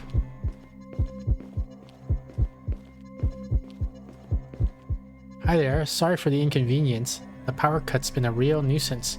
We're working on it. It's alright, but I've been seeing strange eye-shaped creatures moving around. Please don't say things like that. I do the night shift alone here. But didn't you just see something following me? Oh, you must mean Miss Rita. She can be a little impolite at times. But calling her a monster is a bit much, don't you think? I'm sorry, I didn't mean to. It must be my imagination.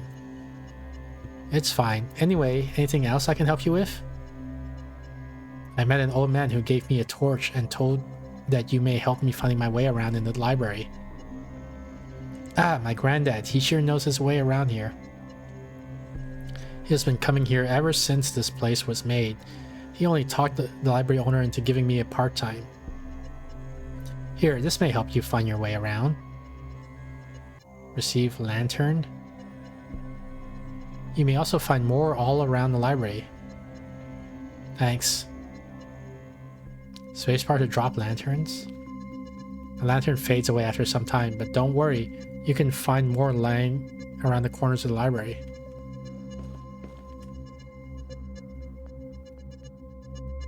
Does this wrap around? It does.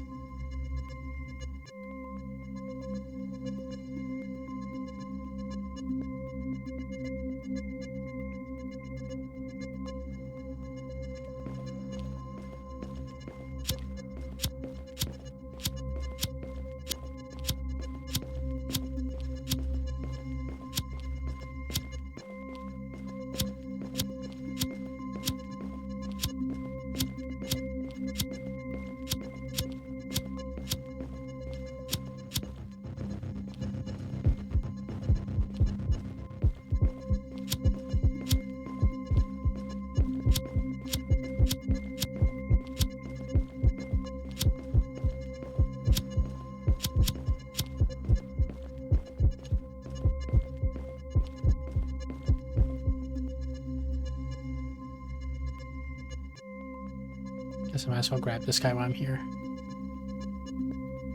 Oh, he's moving.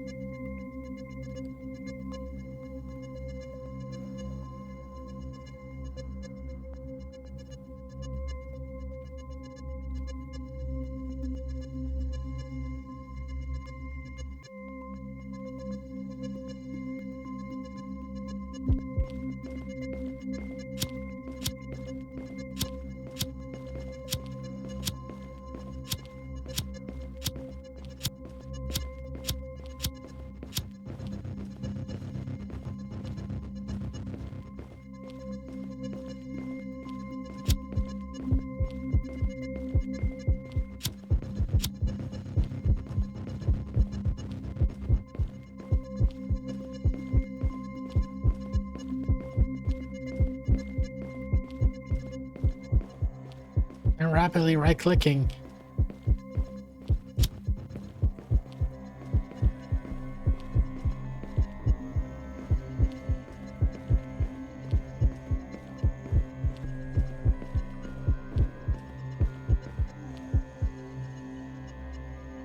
How do I get this guy?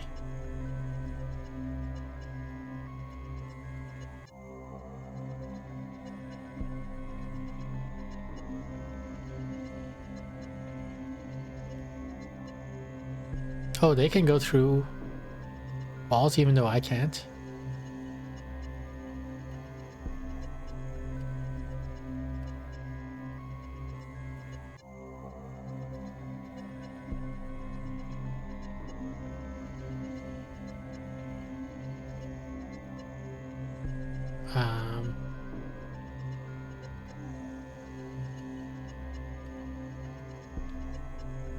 Dang, how do I...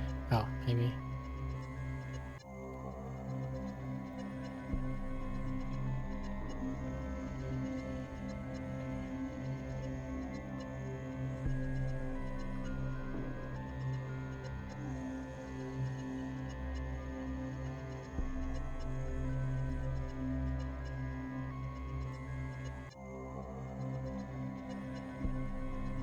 Dang it. Wow, okay, I gotta think about this. What the heck?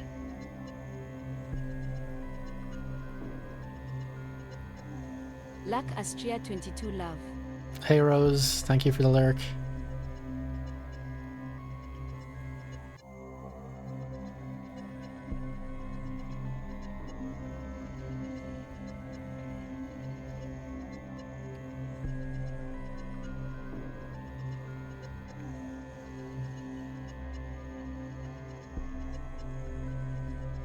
Why did he not move that one time?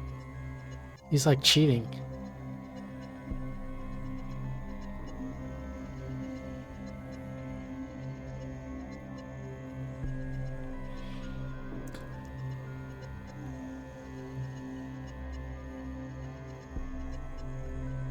See, look, he didn't move. What the heck? What a cheater.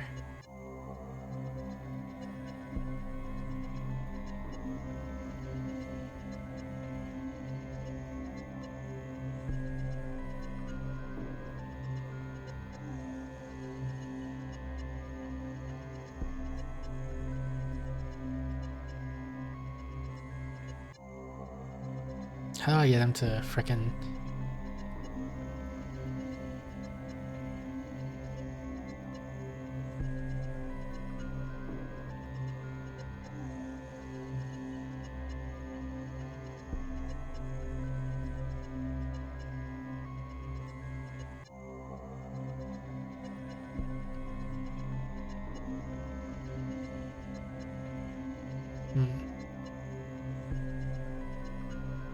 So he doesn't always have to move.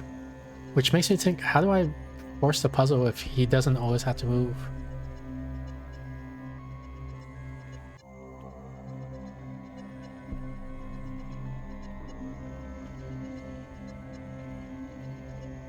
There we go.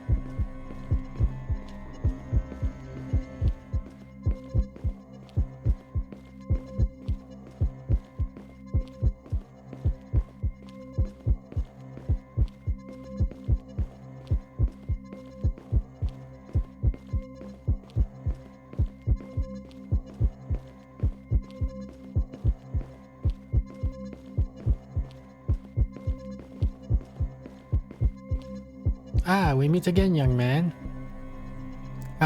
Not doing so great. Feels like everything's following me. My breathing's heavy. I feel sick. Wait, this guy, hold on, slow down. Take a deep breath with me.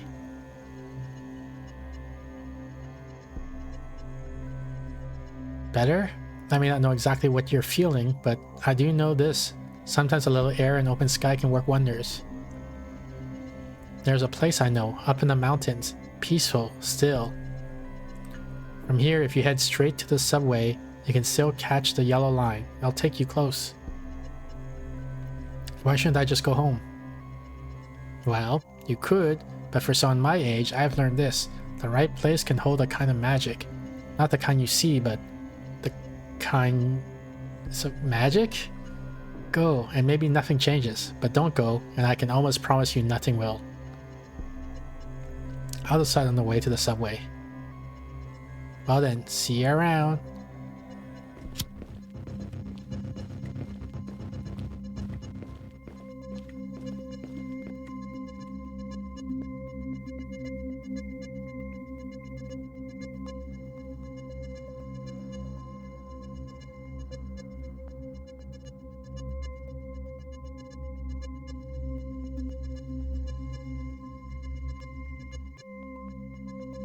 What? He just walked through the wall?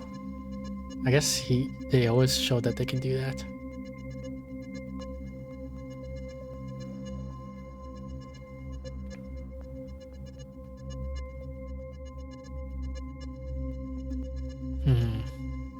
I need to get him underneath some sort of...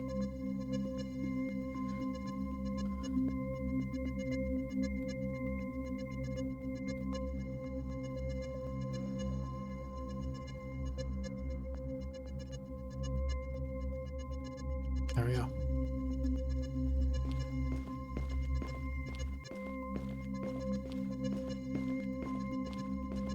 Oh, did we make it out of the freaking library?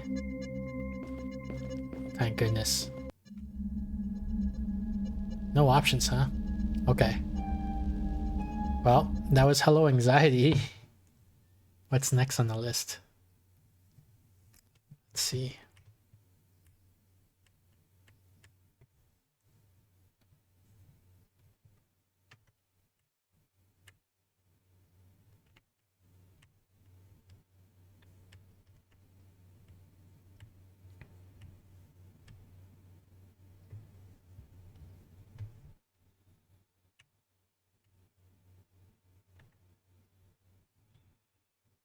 Okay, let's see. I might have to redeem this one.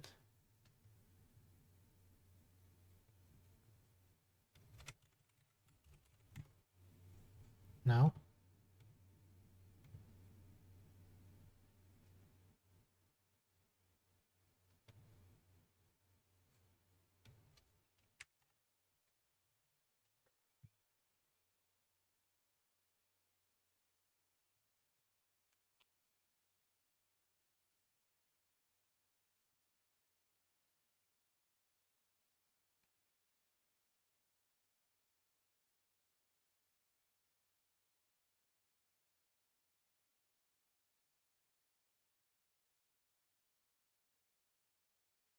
Guess it's this one. Okay.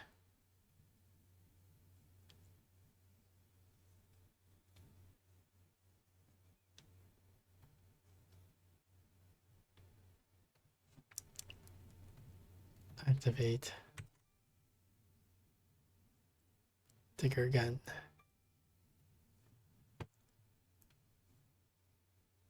Category is Diggergun. Done.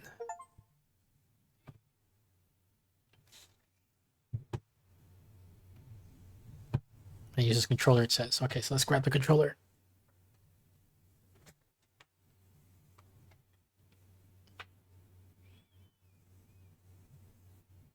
And this tiny window.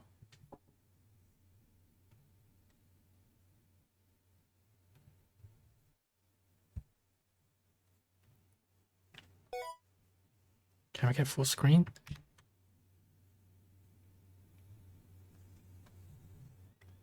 I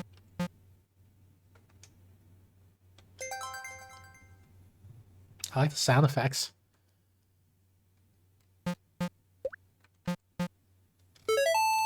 Ooh, vibrate. The controller buzzed there. After months of applying, I finally received a job offer.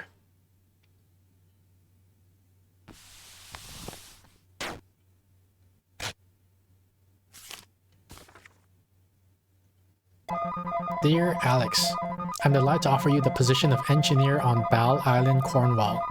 We will provide you with transport to the island as well as training. Additionally, we will supply you with accommodation and food during your work. Please call the number below to arrange your start date. Rose Underwood, Manager Secretary. So I left for my first full-time job.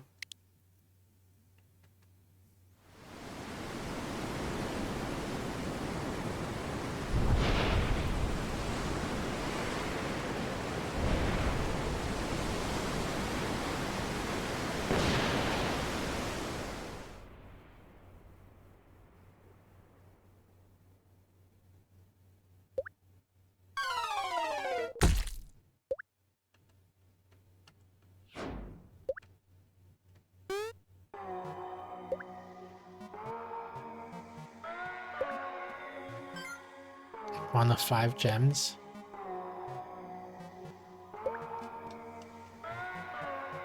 Hola. Hi Haley, how's it going? We just started this game, so I don't know what it's about or what's going on. Is that jump? I guess we jump.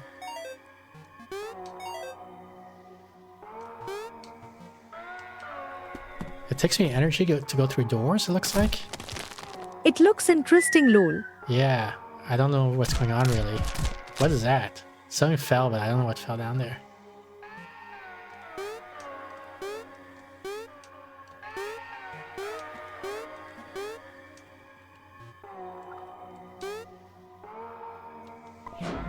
You found your digger gun.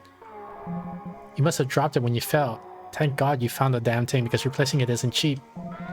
Use your digger gun to break blocks and attack enemies.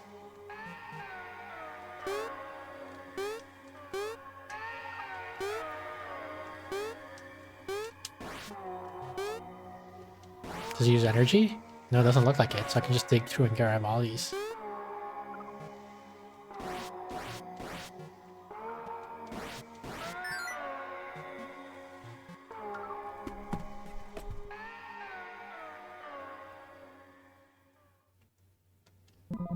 Green man. There's a dark presence here, can you feel it? I would be worried to dig any deeper, young miner, as something cruel moves through the earth and it's best left undisturbed. Though I fear the time for that has come and gone, your kind are digging to the very heart of the island. Okay.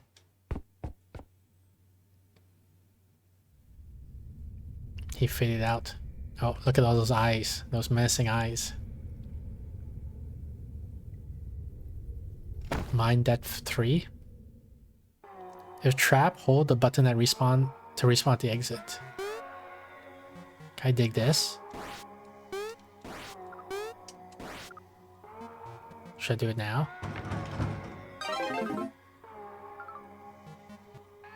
No, all my money.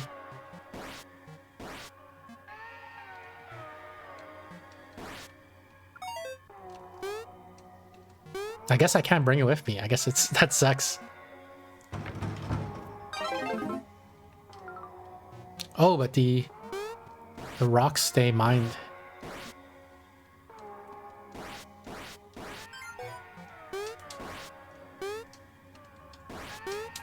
Oops.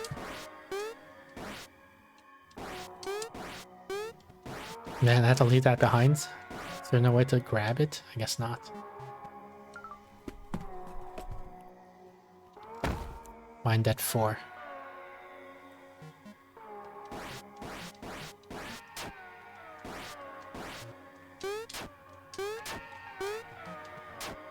Oh, I can break that thing.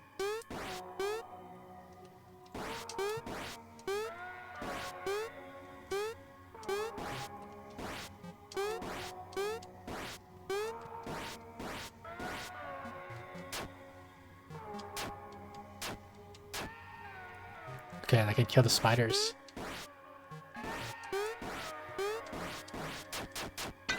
Oops, I shot.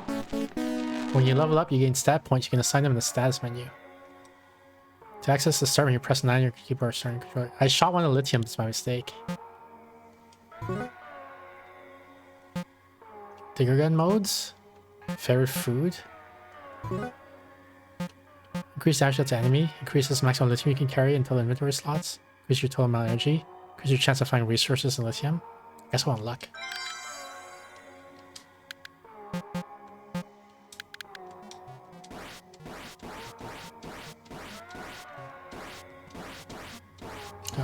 Does that mean sometimes randomly I'll get lithium from these things?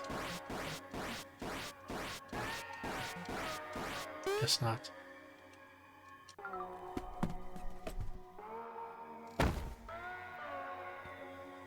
To deposit lithium, go to exit. Okay.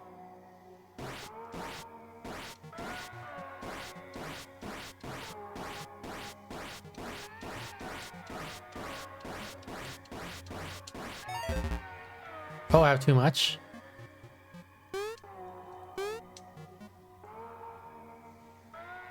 Wait, can I get to that next? How do I get to the other region?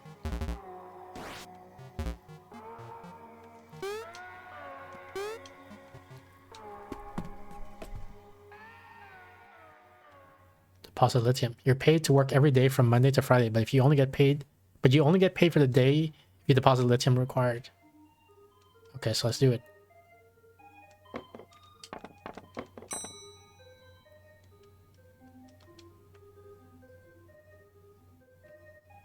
Can I go back in? No.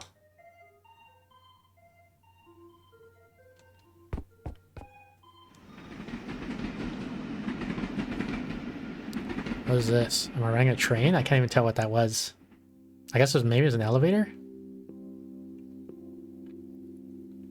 Admin. Loans. If I was a loan rate, your loan... No, I don't want a loan. How do I cancel it? Okay. So I have like 205 bucks, I guess. 205 pounds. It's a tattered welcome booklet about Bal Island. You peruse it, only a few parts of it are legible because it's so worn. There's some information about the owners of the Cornwall Mining Corporation. It's someone named Jonathan Nickelmore. There's also a Mr. T. Langley involved, who appears to be directly in charge of Bal Island.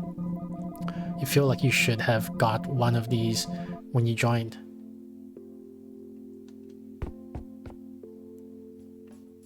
Order. Mac and cheese increases energy by 3. By 4 by 4. What's the most cost effective? I guess this means it's paying 4 per energy. Yeah, I guess lasagna's better. Look at me eating lasagna. What about using the loo? Can I use the loo?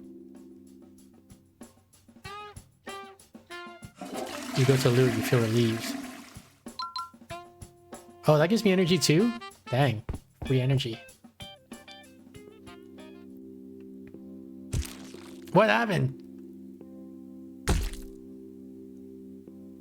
Did I die? The transfusion is complete. Another poor soul. Oh, you're awake?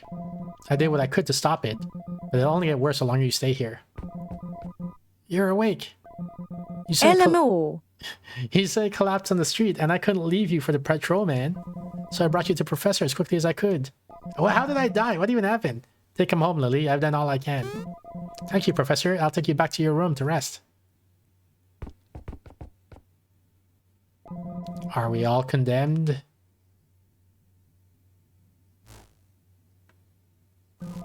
This is your room, right? Listen, the professor bought you some time, but you need to get off this island. Everyone who goes underground gets sick, and the pills here aren't going to stop it. That full-time contract you signed, it's worthless. It guarantees you nothing. They pay you what they want, when they want. Holidays, sick pays, you don't get those here. After all, you're on an island in the middle of nowhere. Who's going to enforce your rights? Life here is hard. They took our phones from us for a reason. Some people are looking for a way out. Others are just trying to survive. What will you do? Either way, good luck, because no one is coming to help. We're stuck on Bal Island. The heck? This is my loo? My toilet? You get no loo if you leave. We're in a warm shower. Peace and tranquility overcoming, you feel a bit more relaxed. So this all gives me energy, I guess. And I guess I wasted it because I think I'm at max energy right now. So no, I need to spend my energy. Oh, I guess I can't. I have to sleep.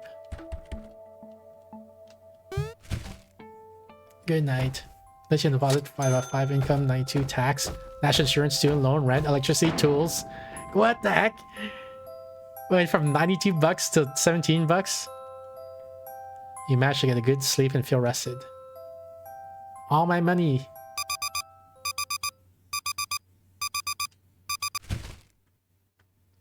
Time now flows normally. Time will pass throughout the day as you move around Bal Island and engage in activities. Oh wow, this got depressing fast. Yeah, you're telling me. Some characters only appear at certain times, like Rose, who appears in town at midday. Time is an essential aspect of Diggergun, so keep an eye on it. Dang. Alright, I guess I need to make some money. As per your contract, you cannot leave Bal Island until the end of your term, or before you return the £3,000 that Cornwall Mining Corporation invested in your training and travel. I'm sorry, but that's the contract you signed. Now, moving on to a different topic. We know you've only just begun, but given your exceptional performance so far, we're going to up your lithium quota to 8 pieces a day. We have full faith in your ability and... Oi, oi! Stop skiving off and get back to work. 9 to 5, your life is ours, and don't you forget it. So this is an elevator, I guess. I need to get 8? I can't even get 8. My pocket only holds 5. Oh, I can talk to someone. God, all these whining layabouts. You're being paid to do a job, so just get off your ass and do it. Whether or not it was the job you were offered doesn't matter. People just need to pull up their sleeves and get to work. Cough. Bloody hell, cough.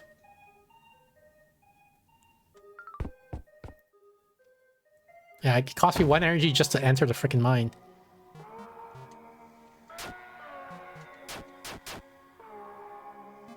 How do I... Is there even any diamonds in here? Any lithiums?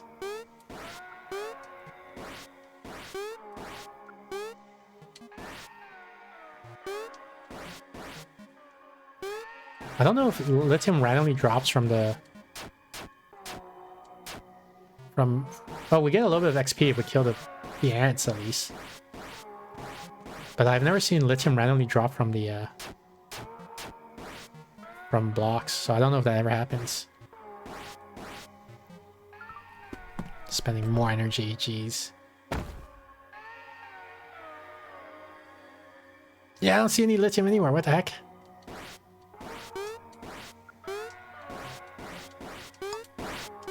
It's already noon. I haven't made my quota yet. I need to get 8.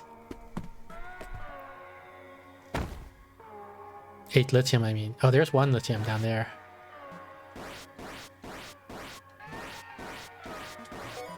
So we got 1.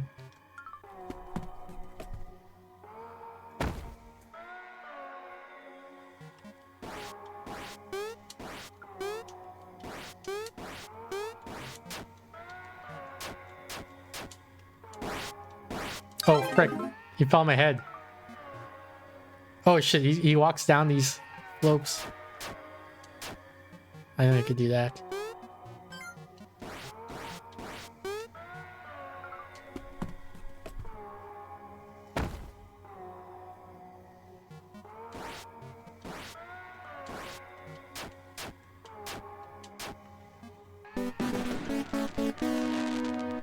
I need to be able to carry more. Where is it? Yeah, increase number of lithium you can carry. Okay, I can carry 8 now.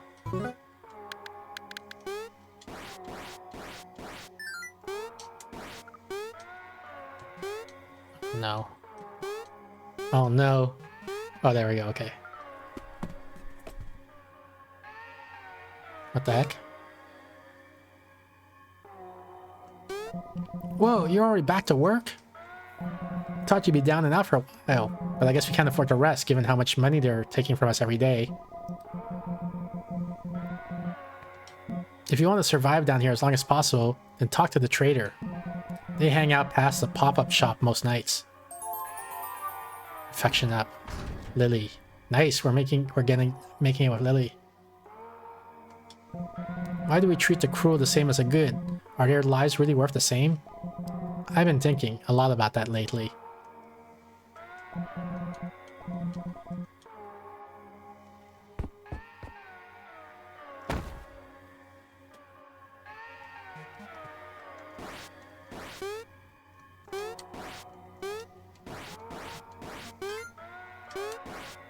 What's this thing over here?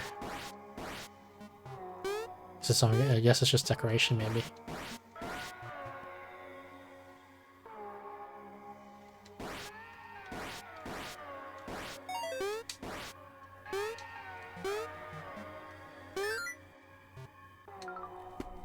Dang, I'm so low on energy.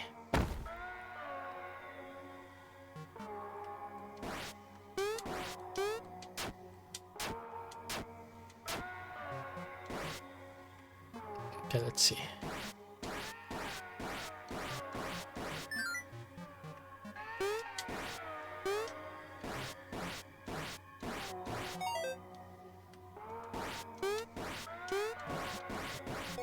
Nice, we got 8.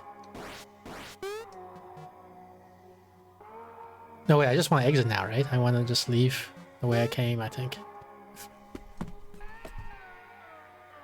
Deposit lithium.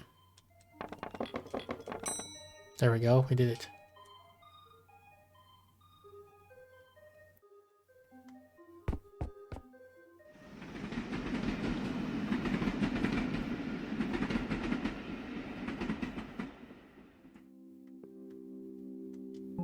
It's cold, I'm cold. I don't know how long I can keep doing this. Ooh, a shop. Any food you buy from a shop is accessible in your inventory. To access, press OK. The headline for Sunday Clock reads, Conservatives vote for us in the next week's election to stop Britain's decline. The rest of the article is about how the Conservatives are the underdogs despite being in power for 15 years.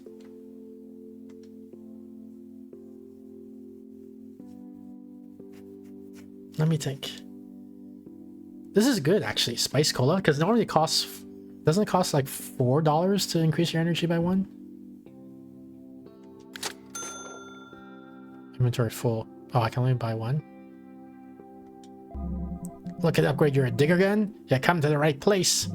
Bring me 8 lithium and I'll get the job done. I'm here every evening. 8 lithium?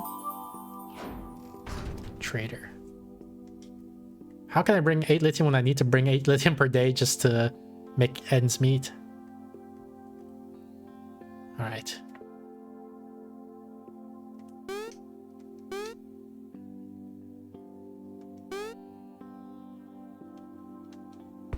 What does the admin do again? Does it do anything? Oh, loans. Yeah, I know how to take a loan. It's a tighter welcome booklet about it. Oh, I think we already seen this. Okay, sorry. Restaurants close, I guess. Flat. Is that where I live? No, I can't make it out here. I mean, I guess we have 2 energy, so we can go back and do 2 more floors. Hopefully get enough lithium to buy from the trader. Oh, what's this? A new person? You the newbie? Good luck, mate. You'll bloody need it.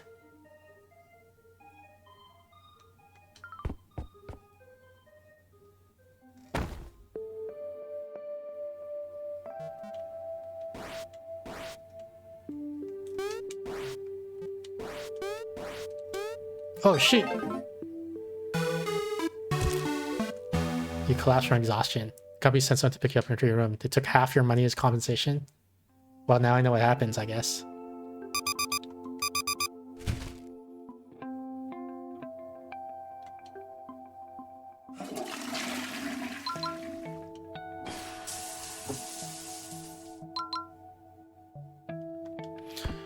So I can't let my money go to 0. Can I talk to my neighbors? No, I can't.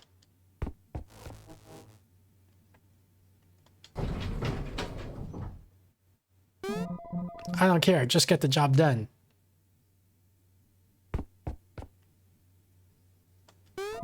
Oh, hello there. You caught me a bit on an off date, I'm afraid.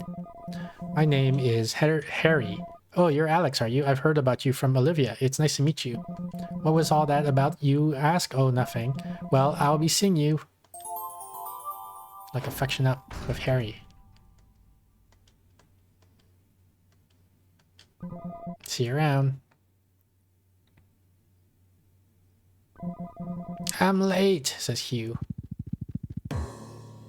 They just run into me. Oh, I'm so sorry, but I'm late. Whoever crashed into you appears to have dropped $100. You pick it up. Wow.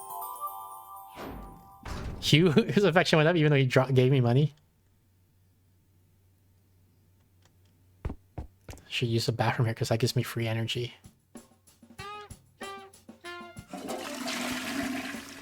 Hell yeah. The restaurant sucks, but eating is a good way to keep up your energy. Eating and sleeping, make sure you keep on top of both if you don't want to collapse. Oh, what's this? And here's where the management eats. This is no place for the likes of you. Piss off. Wow, okay. Rude.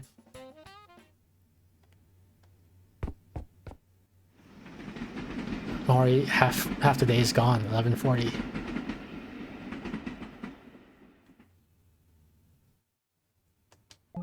Don't trust anyone here, not even me.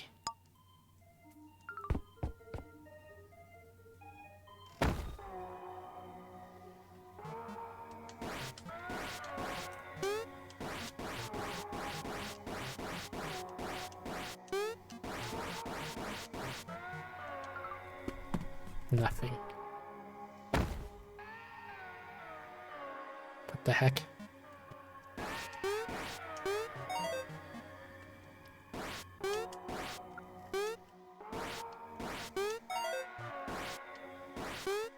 How the heck do I get across her with the spikes?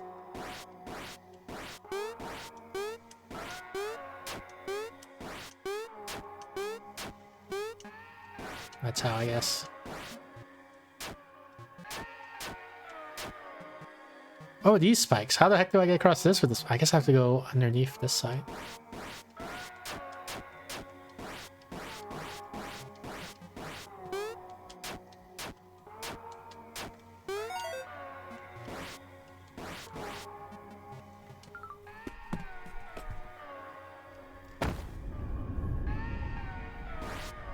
What are those?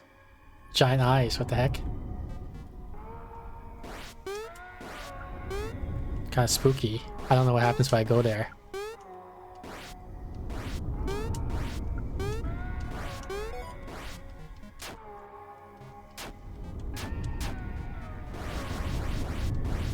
Maybe I don't want to mess with that.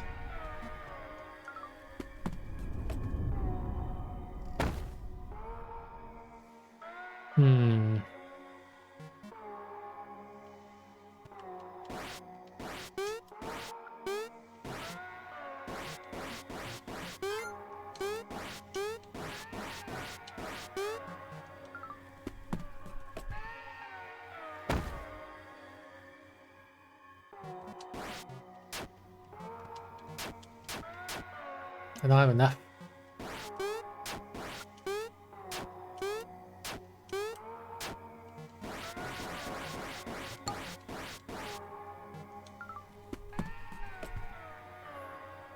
I only have 2 energy left.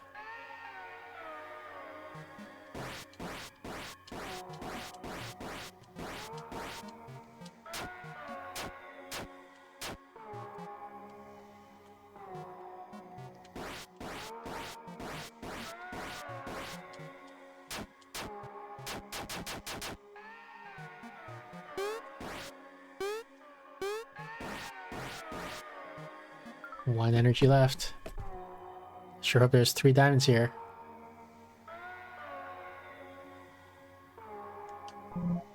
Cough. Cough. I got really bad this time. Cough.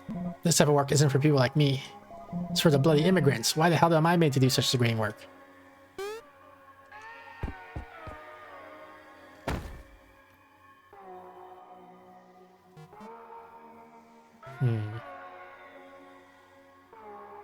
I gotta be very careful here. I gotta figure out how I can get back.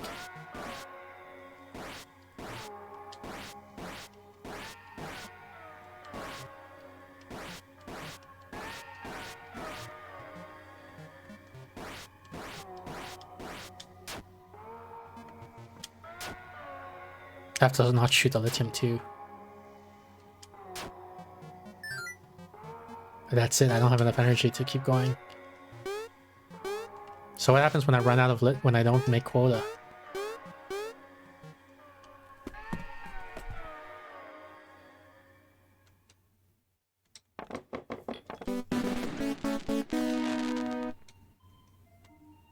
I only have 6. Have you been to the pop-up shop at the edge of town yet? I really recommend the sandwiches.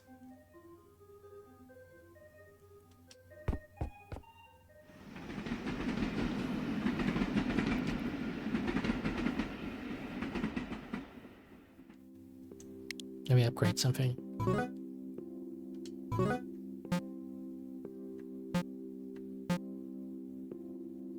I guess I need more lithium. Yeah, I need more luck. They trick you too, eh? Welcome to the club. I guess my inventory is full, right? So I can't buy another inventory full, yeah. And he wants 8 lithium, okay. Guess we go home. Even though I didn't make quota, so that kind of sucks. Can I go to the restaurant again? No, it's closed at night, I guess. Maybe I can take a shower before going home, though.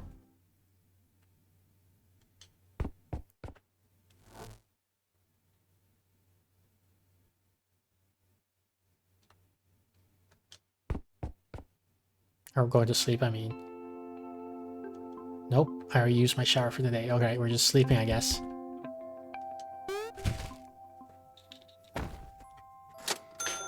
Zero?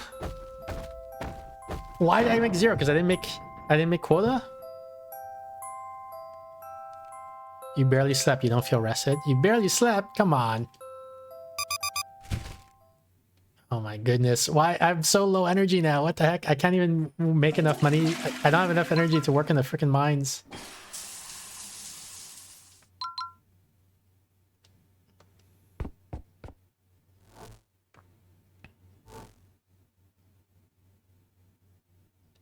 And I guess that icon means I'm hungry, so I probably need to buy food from the restaurant. You didn't hear from me. A shitty guy comes here every Wednesday, hangs out near the bus stop. Give him a visit, but make sure to bring some lithium with you. What am I going to do? Oh, hello, Alex. Yes, I'm okay. Thank you for asking. Say, have you heard about someone dropping off random bits of furniture outside the flat? Apparently, someone even found a chest of drawers.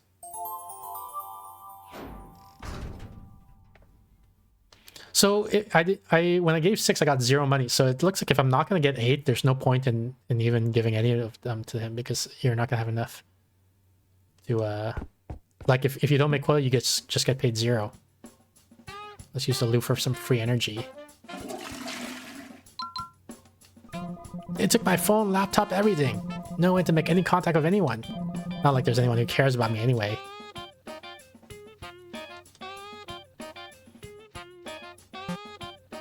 Spaghetti. Delicious.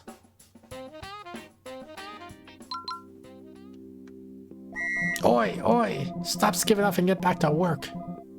9 to 5, your life is ours, and don't you forget it. Okay, buddy.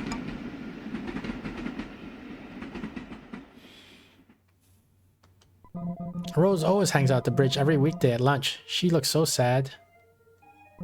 Get back to work. Did you hear about that statue being torn down in the papers? Our history is being destroyed before our very eyes. It's disgusting.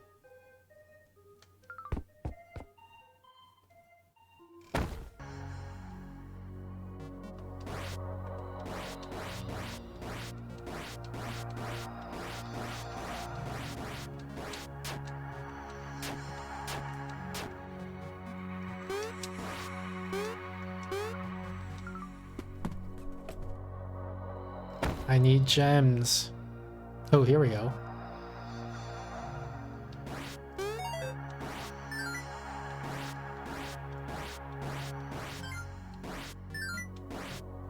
Let me take.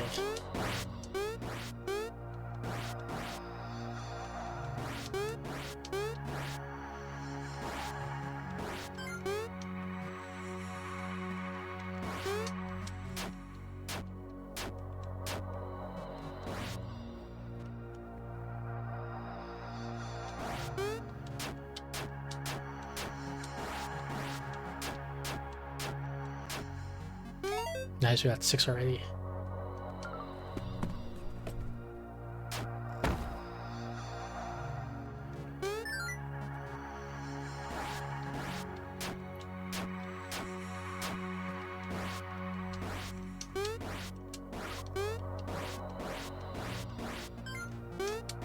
Nice, we got 8. So I guess we should go to the exit now, because that's as much as we can carry.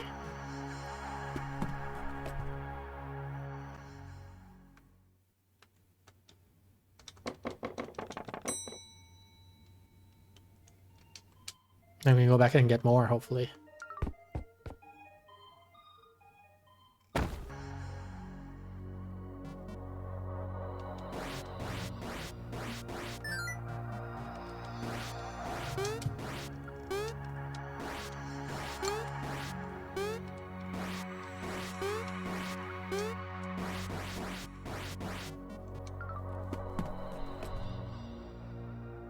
What the heck is this place?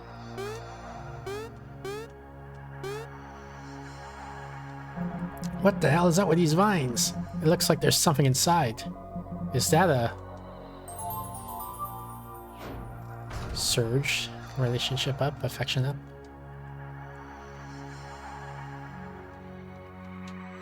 Oh, I can't shoot the vines.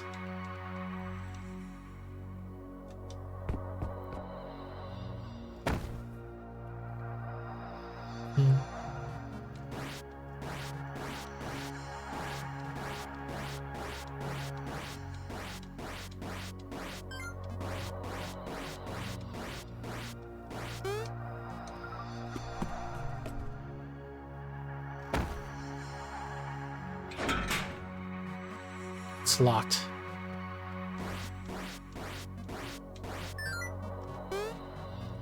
Let me think here. I need to get the key.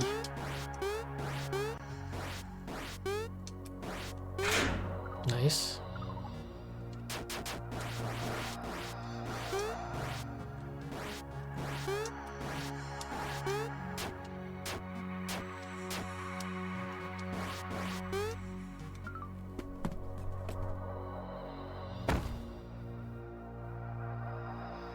Oh man, there's nothing here.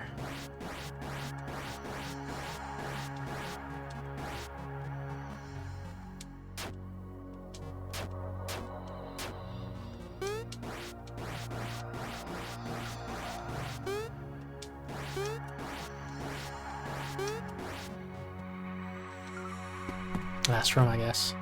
Give me something good, please. Nothing.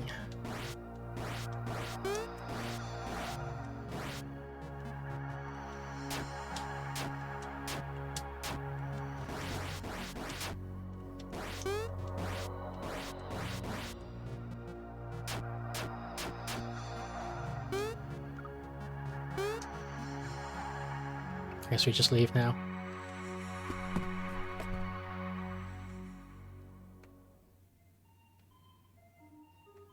Wait, what's this?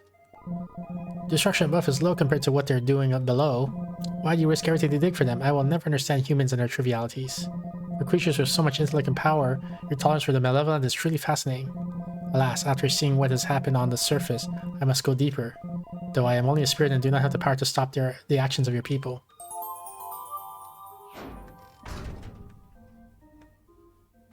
What kind of gamery is this? Hey, Shakar. I wouldn't trust the managers here. They said I could have a day off. But then the bloody buggers didn't pay me for it. Don't trust them. So we went to this island, and now we're trapped, and they're forcing us to dig in the mines to get lithium. And they're saying we can't leave until we pay back our debt and all that stuff. So it's kind of like Stardew Valley, but like darker, right? In tone.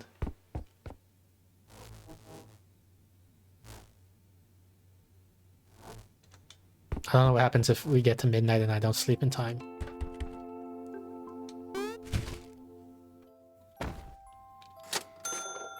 So we get 92 bucks, but then we have to pay all this shit that I don't even want, and I get 17 bucks in the end. You went to sleep exhausted, you slept the whole night. Oh, our energy is pretty good this morning. That's good. We get energy from taking a shower.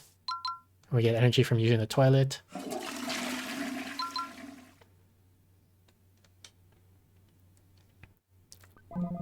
We're incredibly excited by your performance. Clearly, you have potential. We're increasing the amount of lithium you need to deposit every day to 11.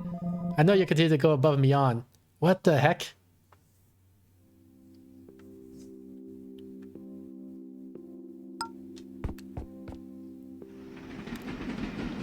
How am I going to get to 11? I can only carry 8. Cough. Cough. Cough. And they don't pay for partial either, so unless I can get 11, there's no point in, like, if I give them 10, they just don't pay me.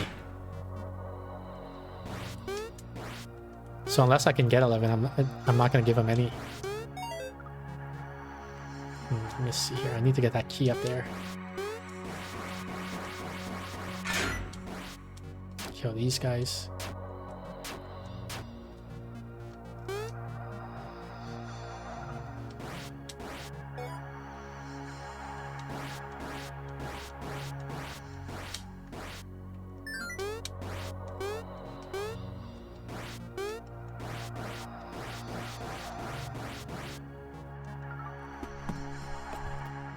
Every time I go down the floor, it costs energy. Let's see, what's the best path?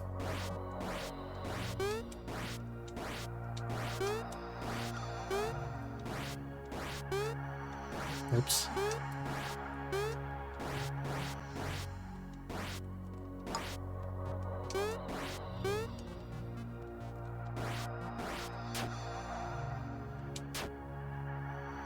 I want to be careful not to shoot the lithium that's behind him. There we go. Grab this.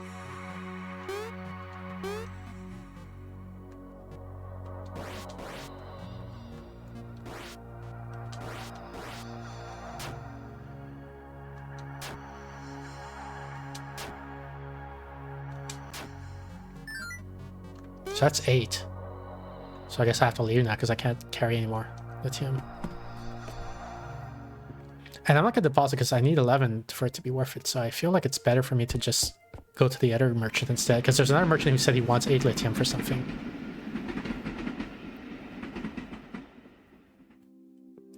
Wasn't there someone who she said she hangs out at noon?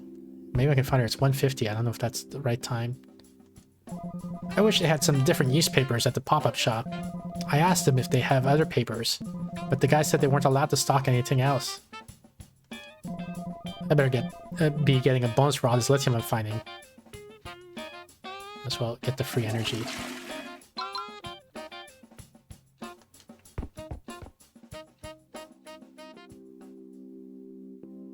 No, I don't see her here. Okay, so maybe I'm too late. Maybe 1:50 is too late in the day to find her. Because there's supposed to be someone who hangs out around here every noon or something like that. And here's the guy, I think, that wants lithium. The full English is a bit wank, ain't it? No, that's not the guy. This guy? At least they stock my favorite newspapers in the pop-up shop. I don't know what I would do without the telegram. And the best thing is, they don't stock that lefty shit. Wait, where's the guy? Oh, maybe he only comes out at night.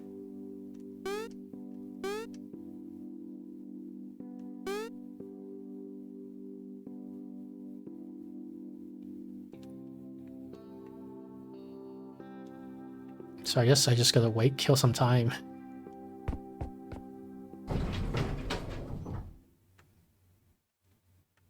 I'll wait until it says 17 o'clock, and then I'll go back outside and see if the guy at the shop shows up.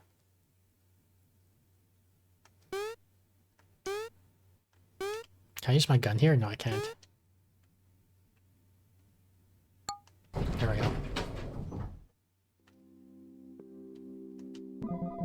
Grow, little buddy. I know you can do it.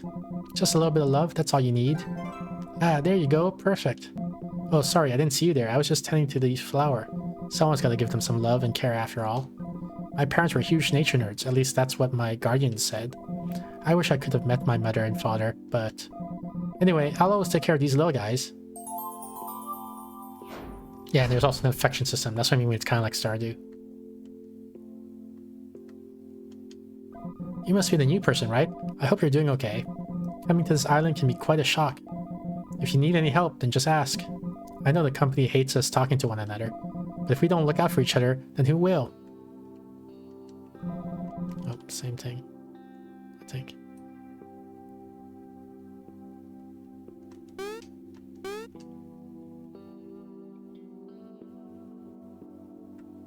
Where's the guy? What the heck?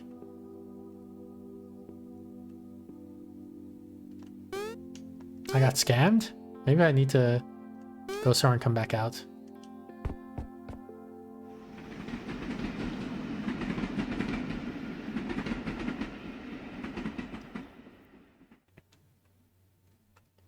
I'll wait till it says 19 on the clock.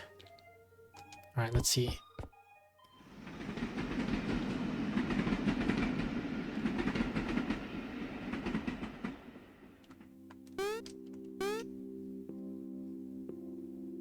Oh, here he is, I think. Hee, hand over your digger gun. It'll only take a sec. I had a beam mode. Let you blast away dirt with ease. That'll give you some power. Pleasure doing business. Nice. Too bad I'm not gonna get paid today. I mean, I still have a bunch of energy. I could go in. I don't know how late. You alright there, mate? Looking to make some money, hehehe. Lithium, $4, buying 5. I don't have any lithium.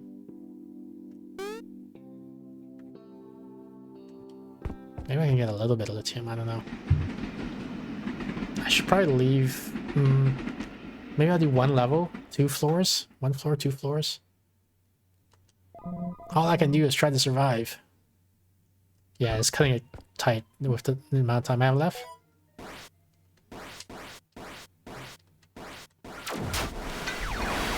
Oh, that breaks the lithium.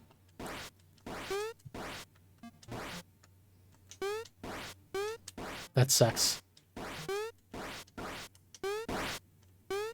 Well, I broke, I destroyed that lithium. Oh man.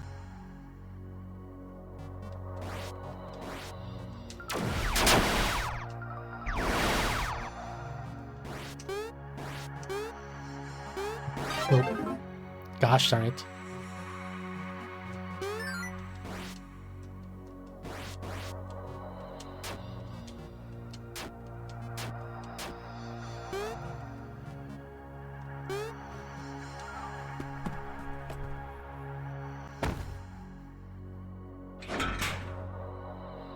No, we're just leaving. Screw this.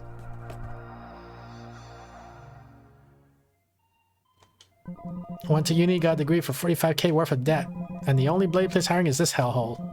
What was it all for? I don't know if I'll make it back. It took before midnight. So I guess we'll find out what happens when you run out of energy, when you run out of time. Go past midnight. Oh, it locked at 11. Time reset or something like that. I guess it's being nice.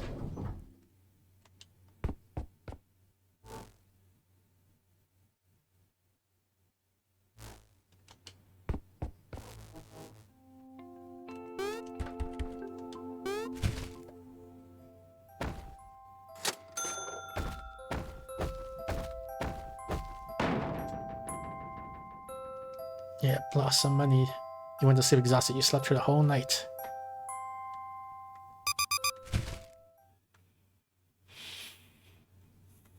Use the bathroom. Take a shower.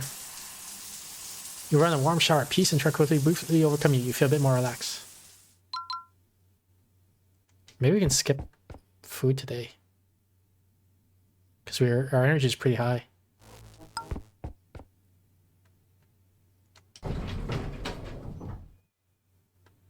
Oh, it's snowing? No, it's raining. This place scares the crap out of me. Ball Island just appeared one night after an earthquake, and this new island just so happens to be filled with resources. But for some reason, only Cornwall Mining Corporation have access to it. What the hell is going on here?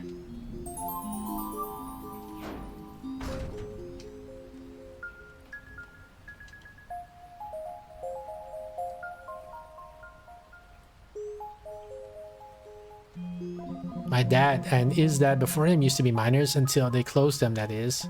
Never thought I would be following in his footsteps.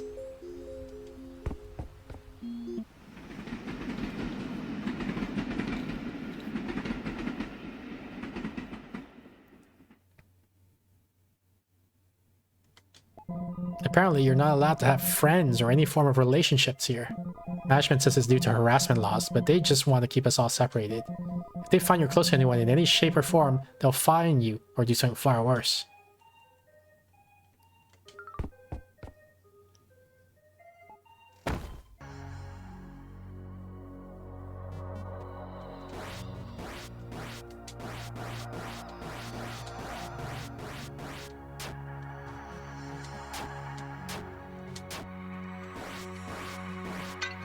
Oh, I broke the lithium. Gosh darn it.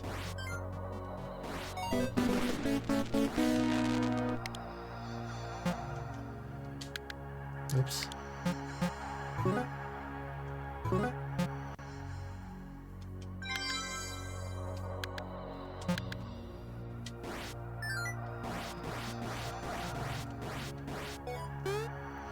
That really sucks. I didn't think of that the block would fall and would crush the lithium.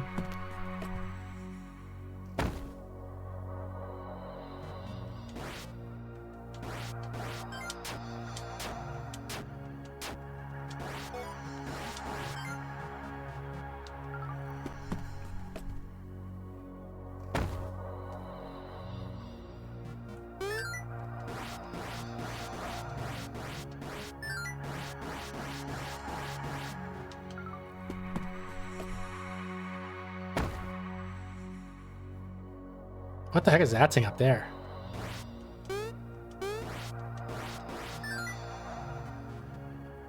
I guess we'll try to find out.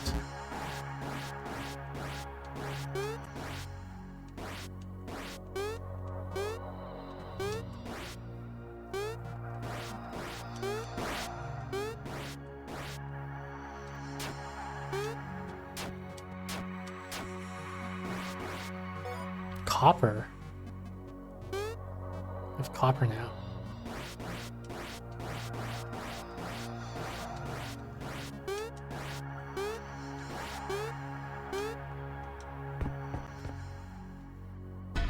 Hello? Is anyone there? A little help? I'll help you, buddy. If I can. That was a close one. Thanks, kiddo. If it wasn't for you, I would have been a goner. Gotta be careful with all these traps around. Normally I can see them from a mile away, but this time they got me. Who the hell is even making these devices and placing them down here? Maybe that's a question for another time. I'm gonna get out of here. Don't worry, I can get back by myself. Thanks again.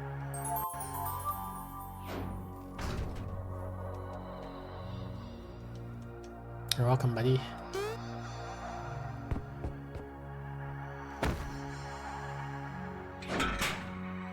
Now we gotta get out because I'm at 11. Lithium.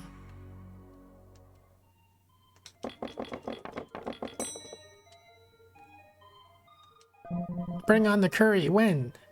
Okay, we still got energy, so I can go in and try to get more lithium.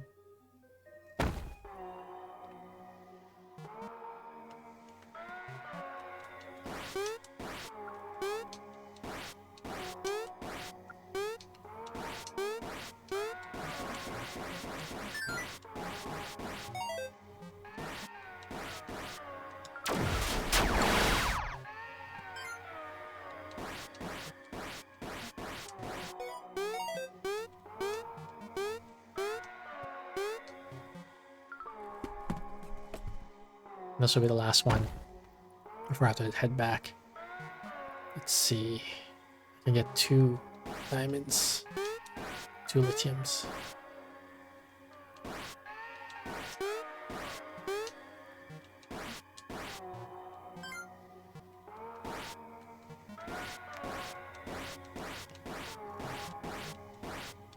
Oh shit!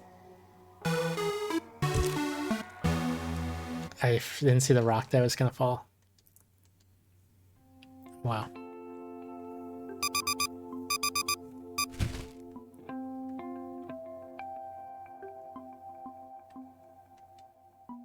Wait, do I still get paid? I didn't get paid. Wow, that really sucks. You pick up a letter written on an old soggy paper. It reads, I found a way off this rock, far end of town, tomorrow evening. Far end of town?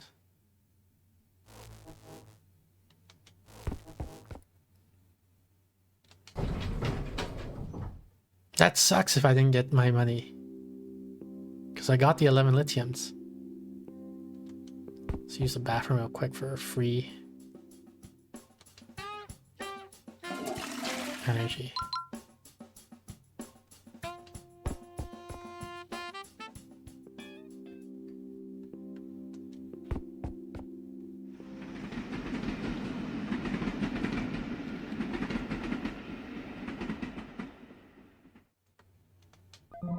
I don't know if I would count myself lucky. At least I got food and running water.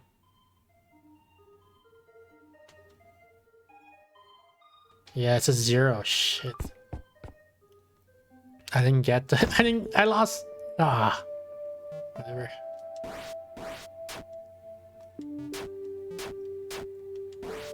At least I didn't have to pay expenses, I guess.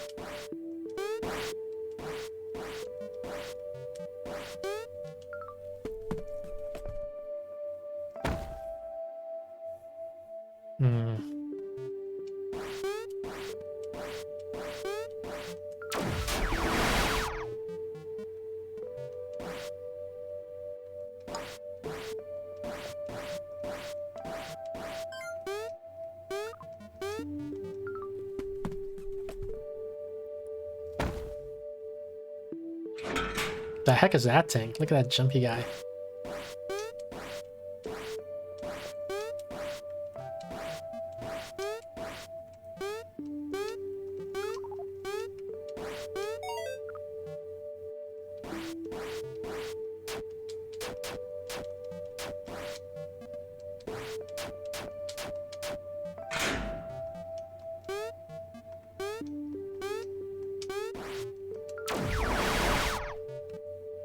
Oh, using my blast uses up energy? That sucks. I didn't realize that. Now I have no more energy. So I didn't get a bonus. Does that mean it doesn't matter how productive I am at a job, I'll always be paid the same? Surely that can't be the case. I must work harder. Insanity is just a frame of mind, right? Or am I going insane down in those damn mines?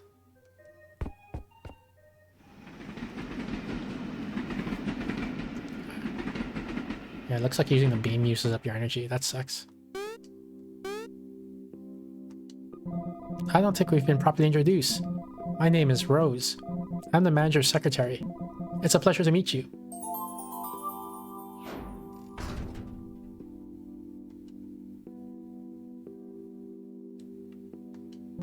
I kind of fell into the job. Every day I think, what have I gotten myself into this time?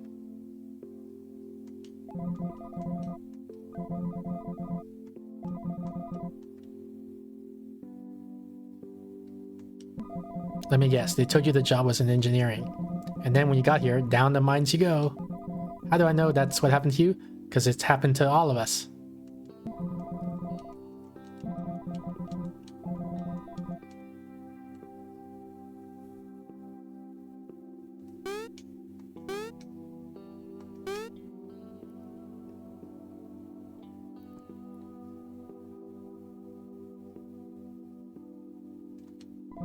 No matter what I do, they won't let me into the VIP section of the restaurant.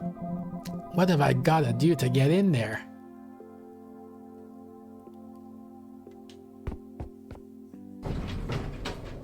I'll wait till it says 17 p.m., 17 o'clock. And then we'll go outside and we'll try to see if we can find some people again.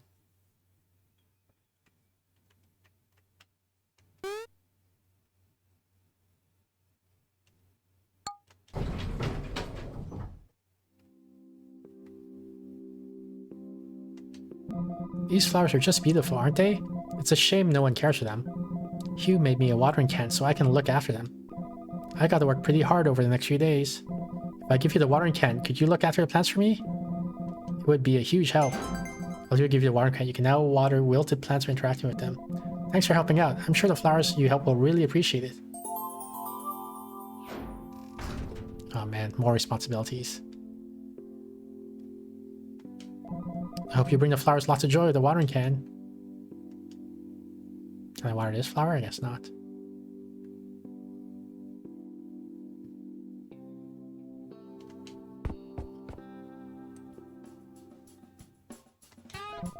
Why does your face look familiar? What? I crashed into you? I'm so very sorry. My head is all over the place these days. I even lost some money recently. I reported to the admin, but they said no one has handed in any money to the lost and found. But still, that's no excuse for my behavior. Please forgive me.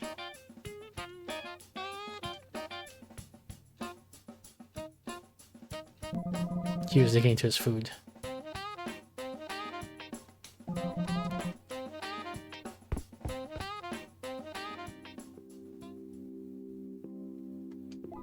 The restaurant seems to stock food very randomly.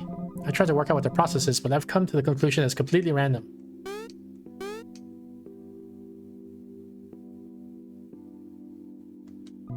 Back for more upgrades, eh? Alright, this time bring me 11 lithiums. I'll give you a shotgun mode.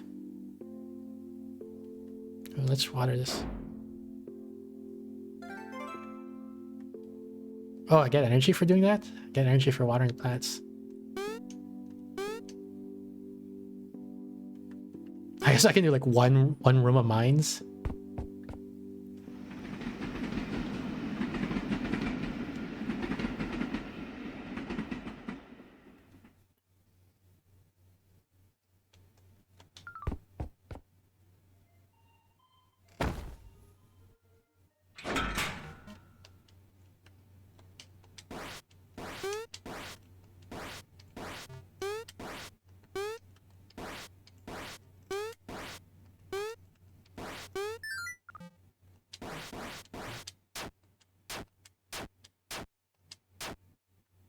That's it, now we're leaving.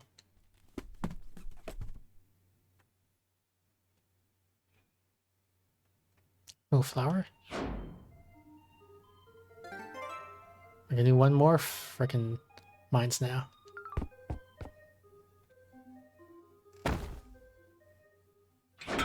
this pattern again.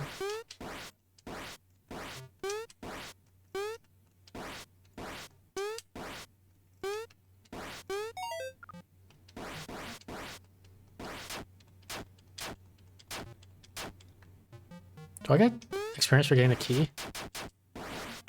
I do. Okay, so I should get the key because it also gives XP.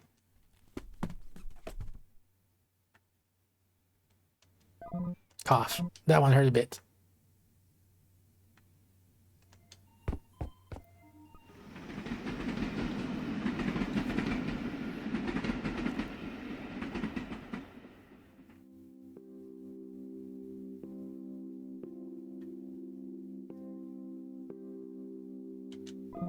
You don't want the patrolman to take you away. You won't be coming back.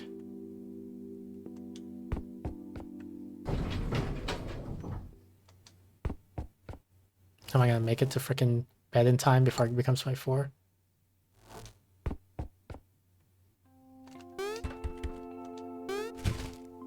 Maybe we'll end here. This might be a good something. You had a restless night and only got a little bit of sleep. Dang, that sucks. Okay.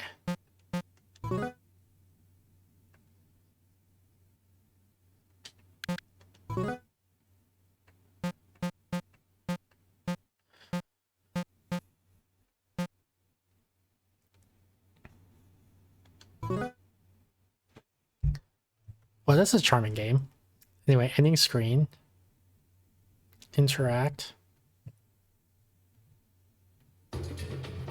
Thank you everyone for tuning in. I guess we played 3 games today. We played Luce Spenta, Hello Anxiety, and then Diggergun.